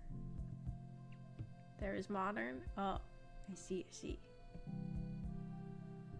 You need to go to the right places to meet goths. Gothic Lolita is a thing, isn't it? It is. It's a little bit different from, like, gothic, but... Well, yeah, Gothic Lolita is a thing. I guess it is a type of gothic, isn't it? Well, I don't know. I'm afraid of saying things are, like, really gothic, like, real gothic, because I feel like gothic is so, like, strict. People who are goth are so strict about what's goth, aren't they? Like, Gothic. Wait, is it called Gothic because she wears Gothic Lolita? Is like Gothic like Gothic? Is that why it's called that? Probably not. But I said it out loud and I realized that kind of sounds like I'm saying Gothic in like a Japanese accent. Is that racist? Sorry. Wearing clothes. Cringe. I'm Gollum maxing. That makes sense. Can you Gollum max at the goth clubs? No, but it's a big city. I can post stuff in the music channel. I'm strict, and I'm gatekeep girl bossing. I see. So I guess to you, probably Gothic Lolita is not true Gothic, right? I don't know. It's just a manga and anime. So it does. Huh? Go sick? Okay, I call him to work. I hate working. I'm gonna look at the girl from Go 6's outfit and see if it's really Lolita. Because usually anime characters don't wear real Lolita. They wear like what's called anime Lolita. Okay, this looks actually like it follows the rules of Lolita fashion. because it's not too short, and she has wearing a blouse. She's not like showing her shoulders. She isn't showing her breasts. And it's got like the right it looks like, it's kind of hard to see from the pictures, but it looks like it has the right silhouette. It's hard to see because she's sitting down in all of these pictures. So I guess she might actually be a Lolita. That's impressive.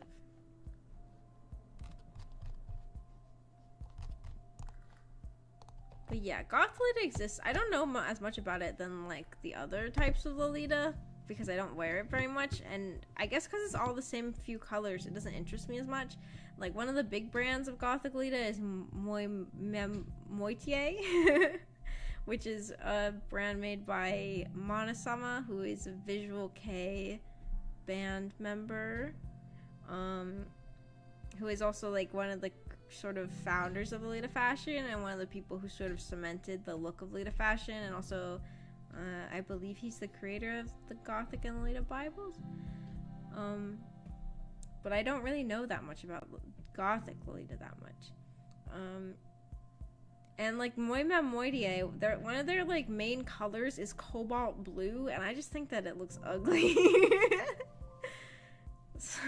Also, Moima Moitié is so expensive compared to other, like, Lolita brands are in general are expensive, but Moitié is like super expensive. Moi Kyun? No. Moima Moitié. I guess it kind of sounds like Moi Kyun.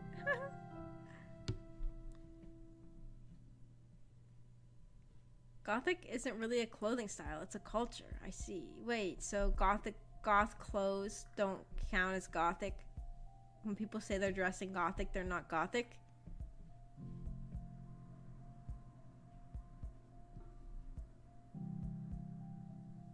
I'm confused. Is Gothic not really Gothic?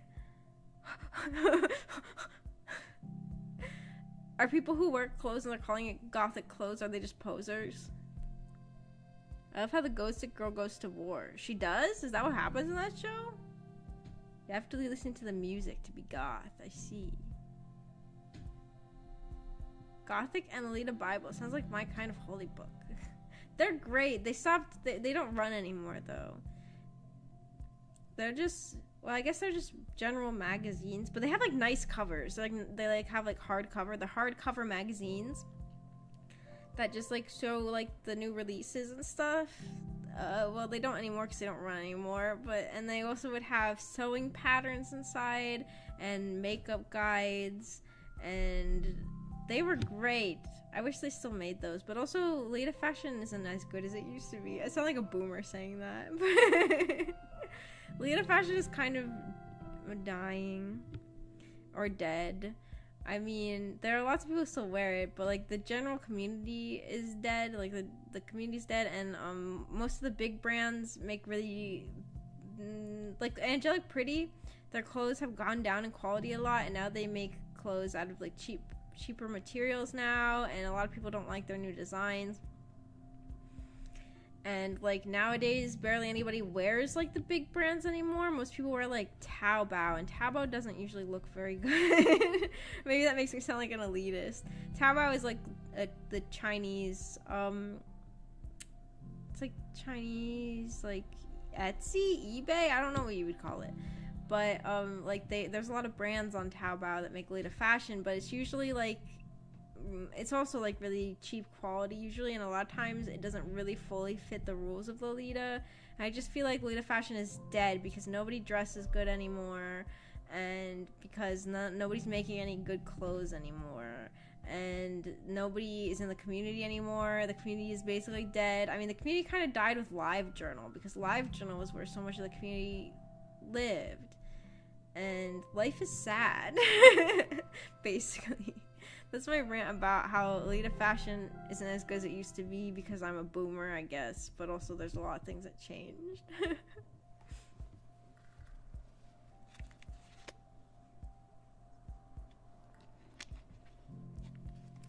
They might have to so more people can afford it. Well, they don't even put the prices lower. Angelic Pretty, their prices are still the same they used to be, but now the material is cheaper. It's really sad. Although honestly, I've owned some of the cheaper dresses, and like they are nice for the summer because they're so light. Like they're definitely like easier to wear in hot weather. We knew you were a boomer, Maggie. You showed us your retirement home once. Did I? I forgot I did that. Okay, that's sussy. Yeah. And I don't know, their new designs just look just like the art style. It just looks cheap. I don't know. You don't remember it because the dementia's kicked it. Ah. My dementia.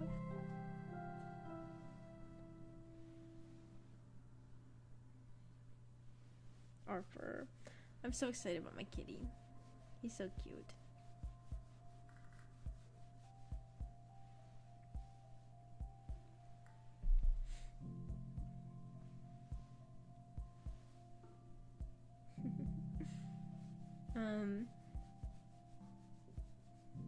But yeah, I don't know that much about Gothic Lolita. I know more about like sweet and classic and old school Lolita.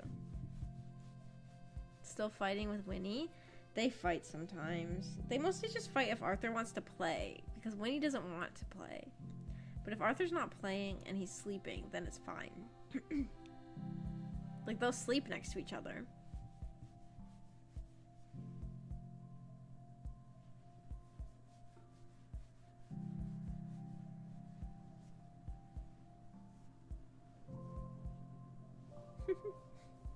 He's so cute.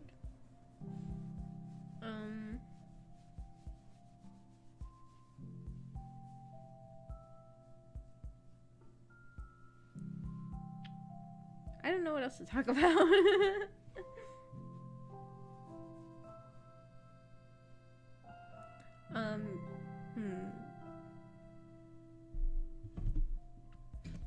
What have I been doing? Have I been doing anything? I've just been working. I've just been working, and I was reading the last Necromancer book, but we can't talk about that yet.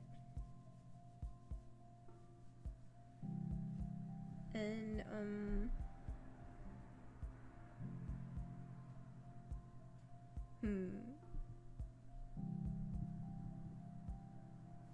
maybe I'll just end the stream. I don't think I have anything else to talk about. Well, our next book club meeting will be Sunday, December 15th at 9 a.m. We will be reading to the end of Act 2.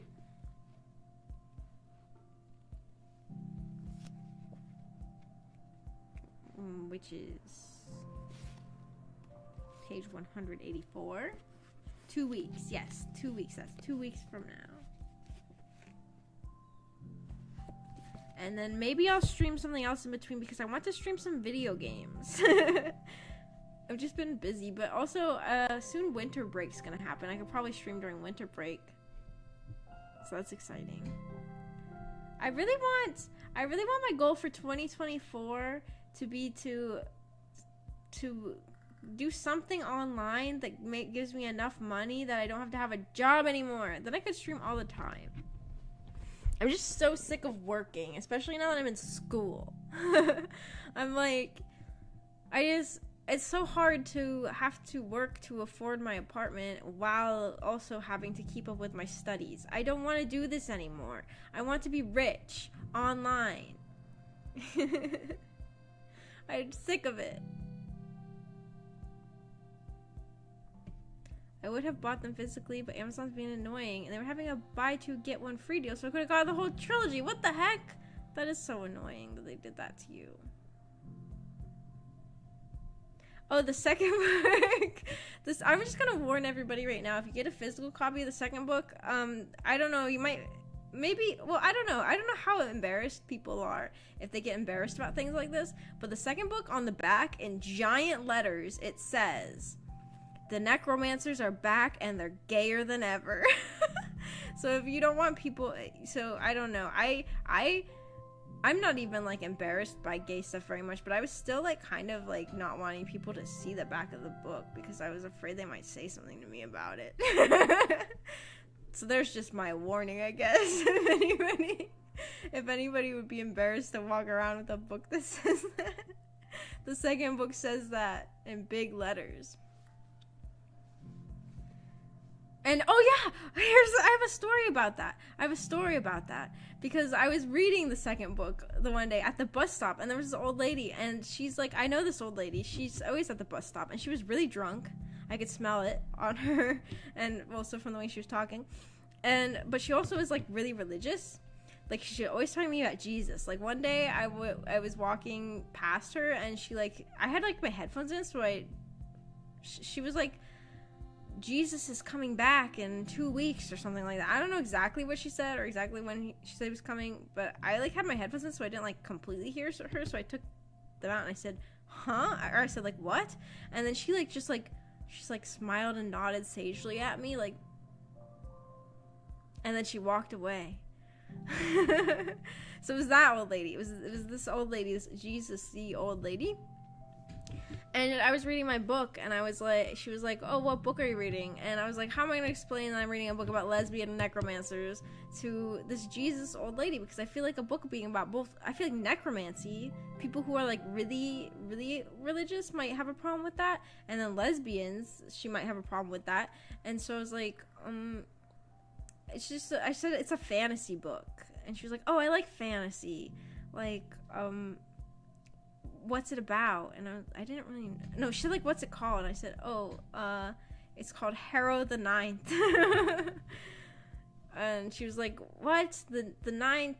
She said the name of some other fantasy book that has Ninth in it. I was like, oh no, not that. And I was feeling really awkward not knowing how to explain this book to her. And then, like, I don't remember exactly what happened. Oh, yeah, my book bag. My water bottle fell out of my book bag because, like, it was, like, on the side thing of my book bag. So, like, I put my book down so that I could grab the water bottle that fell. And she took my book. She grabbed it while I had set it down, and she started reading the back. I was like, oh, my God, this Jesus old lady is reading the back cover that says the necromancers are back and they're gayer than ever.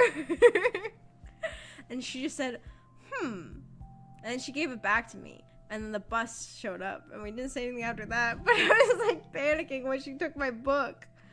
I was like, oh my God. She took my book. She took my lesbian book. Yeah, she was just like,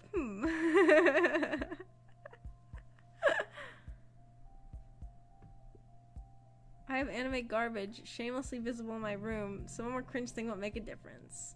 Yeah, that's true. That just makes it sound like I think your room is cringy. No, I feel like that way too, because my room is full of that stuff too.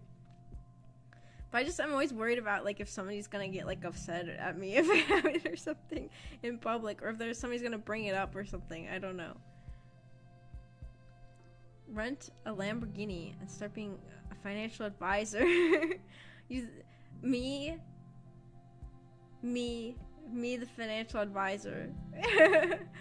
Me who's always so broke. That'd be so funny. Maybe that could be how I quit my job. So far, there wasn't a single lesbian necromancer in this book, though. But how do you know that Harrow's not a lesbian? I guess so far, Gideon's the only, like, confirmed lesbian in this book. Because of her pornography. I love that she has pornography. I just love that she's a gooner. I don't know. Sorry, that's weird to say. I don't know why I said that. That was just a joke. I was just joking around. I was just joking, saying that I was just joking.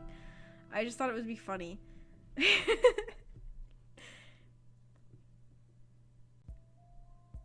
I don't know. I just feel like a lot of, like, books that are, like a lot, like, the part of the reason why hearing that these lesbians were toxic made me want to read it more is that I feel like a lot of times, like, the books that are about, like, gay people are overly, like, they're overly positive, and they're overly, like, trying to be, like, they don't want to upset anybody, and the fact that the lesbian owns porn is just great. I don't know. I feel like And like there's like a perception that women don't look at those kind of things, and I don't know, I just like it. Okay. I just like the Gideon owns porn. I don't know. Sorry. Sorry, that was a weird thing to talk about, but I just like it. And I have a hair in my mouth. And Maggie, what? I like that, and I wish that there were, I don't know, maybe that's a mean thing to say about books that are about gay people, but I would like to read more books that have gay characters, but I just don't want that, like, Heartstopper. I don't want to read something that's, like, overly, like, happy. Like, all the characters are, like, I don't know. I just want a book where lesbians beat the crap out of each other with bone magic and swords, okay? That's just what I want. She wanted to buy five copies. She might have bought it. Oh my gosh. I hope that the drunk Jesus lady at the bus stop ended up buying 5 copies. Oh, I still have a hair in my mouth. I can't get it out. It's like cat hair because I'm petting Arthur. Anyways, I think I got it. But, sorry. But, especially, what if she just bought Harrow the 9th and she didn't even know that there's a first part? I just, like, I saw a Reddit post on the subreddit for these books where someone was like, I'm, like, 2/3 away into Harrow the 9th, and I just realized that it's not the first book in the series. And they were like, I've been reading this book and I've been so confused the whole time, but I just thought that it was just, like, the way the writing was.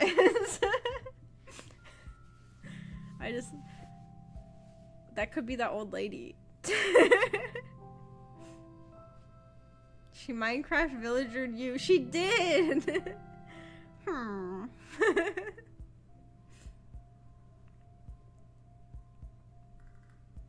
no, I would hate that. I know. The second book is honestly already a little bit confusing until you've finished it, because like I said this in the last stream, but it's the type of thing where once you know what you know at the end, it makes the first part make sense now. But then to add on top of that, not even knowing the world building or the plot or like what happened beforehand, just be, I don't even know if I would get far in the book. If I tried to do that, I would just give up on it, I think. I would just give up because I'd be so confused. That person is a trooper, and it might be the Jesus lady.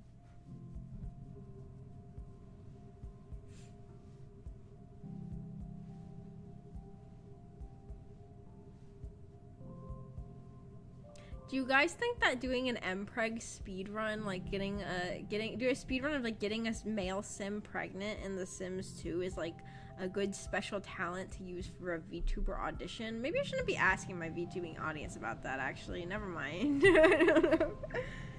Because, like, what's the chances that the company that I audition for is going to click this video and watch to 1 hour and 53 minutes in and hear me asking you guys if this is a good audition video idea? They just want a special talent. They want a talent. And I thought, I don't really have any talents except for getting men pregnant in The Sims.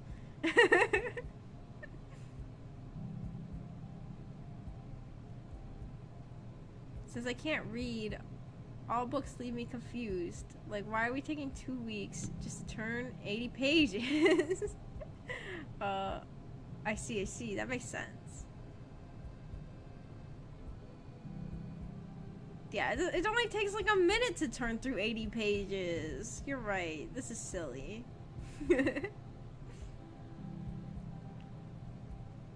I had an idea. Maybe alternate book club and gaming streams. You would be able to satisfy everyone equally. I was already gonna do that. What? That dissatisfies everyone? I was gonna do... Well, I was hoping that maybe I'll have time next week before the next book club stream to do a gaming stream. Because I don't want my channel to just be the book club. Yes, it's what they're looking for. You think? Okay, I'll go for it then. Well, I just don't have any talents. I can't really sing that well. What else can VTubers do? I can't speak another language.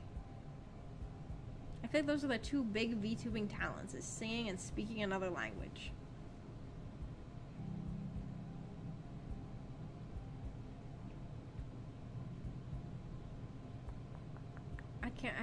All I can do is, or like being really good at a video game.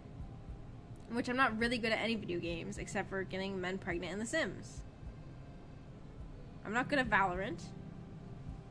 I'm good at Sims impregnation.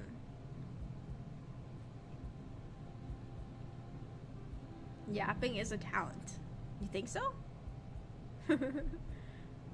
No, just being able to talk. Is that really a talent that I could show off, though? I guess, like, comedy. Like, comedy is a talent. I'm not very maybe I just don't have any talents. Comedy. I mean, I think I'm capable of being funny, but I think, like, the idea of doing, like, a stand-up comedian, like, bit is not something I can do that well. Like, I don't think that's something I can do very well. Please do more streams, Maggie, or I will be too satisfied with life. What? No. You'll be too satisfied? I have to keep streaming so that you're not satisfied. I'll stream specifically to spite Iris.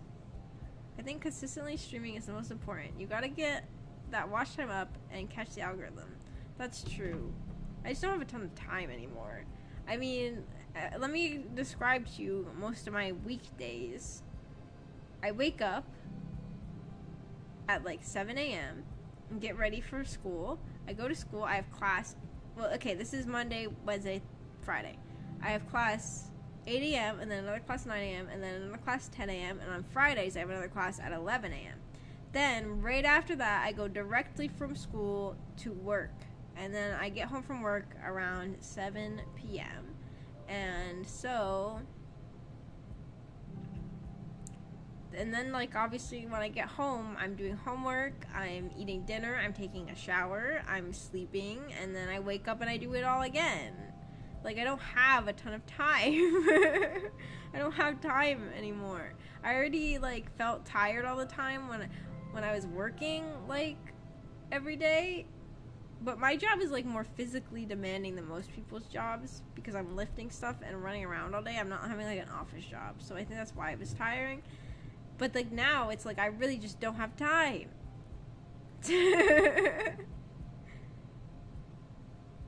And then Tuesday, Thursday, I also have a class.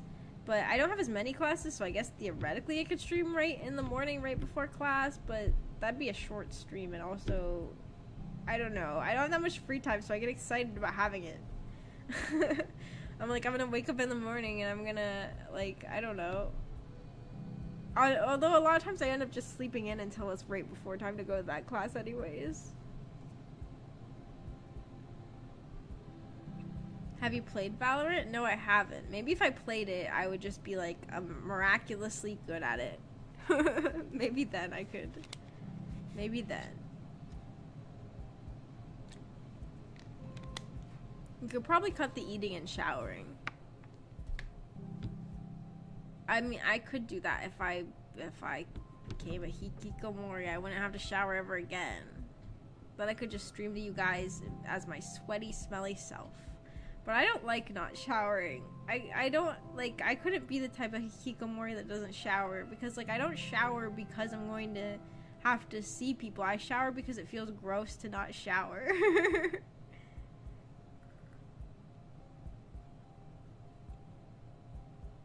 Here's my routine. Step 1, wake up. Step 2, take a pee. Step 3, get out of bed. What? You piss the bed every morning? Damn, things is the same for me, but I don't wake up. Stinky Maggie, neuron activated. Oh my goodness. Well, if I can make money online and quit my job, then I'll become Stinky Maggie. Except I still have to go to class.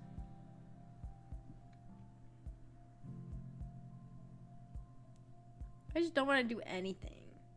I just want to stay home all day, and I just want to play video games.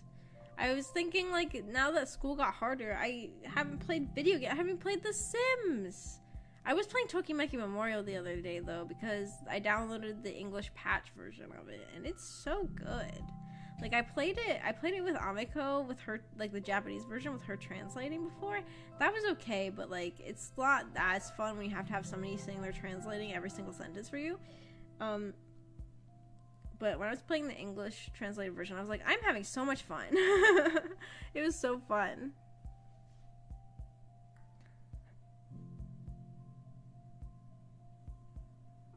Mess, stink the class out. I'm playing Dreamlight Valley. Is that the Disney game?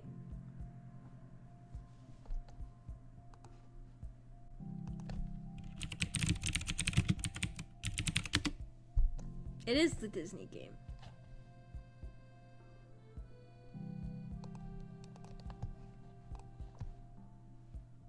Disney Sims. I do love the Sims. You did buy me that game on Steam, so I should play it sometime.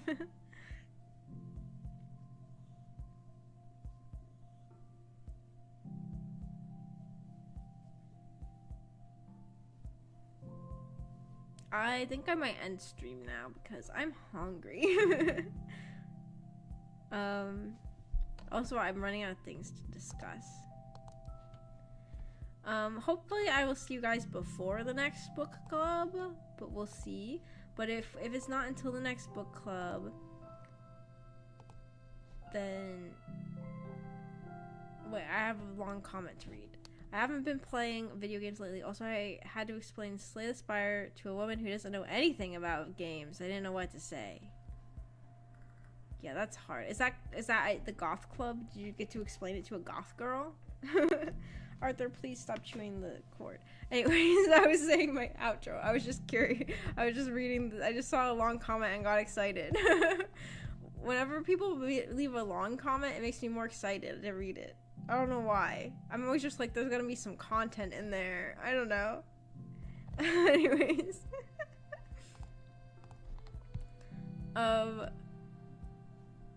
Yeah, so anyways, I'll post in the Discord too, but our next book club meeting, we're gonna try to get to the end of Act 2 of Gideon the Ninth, and it'll be the 15th of December at 9 a.m. again.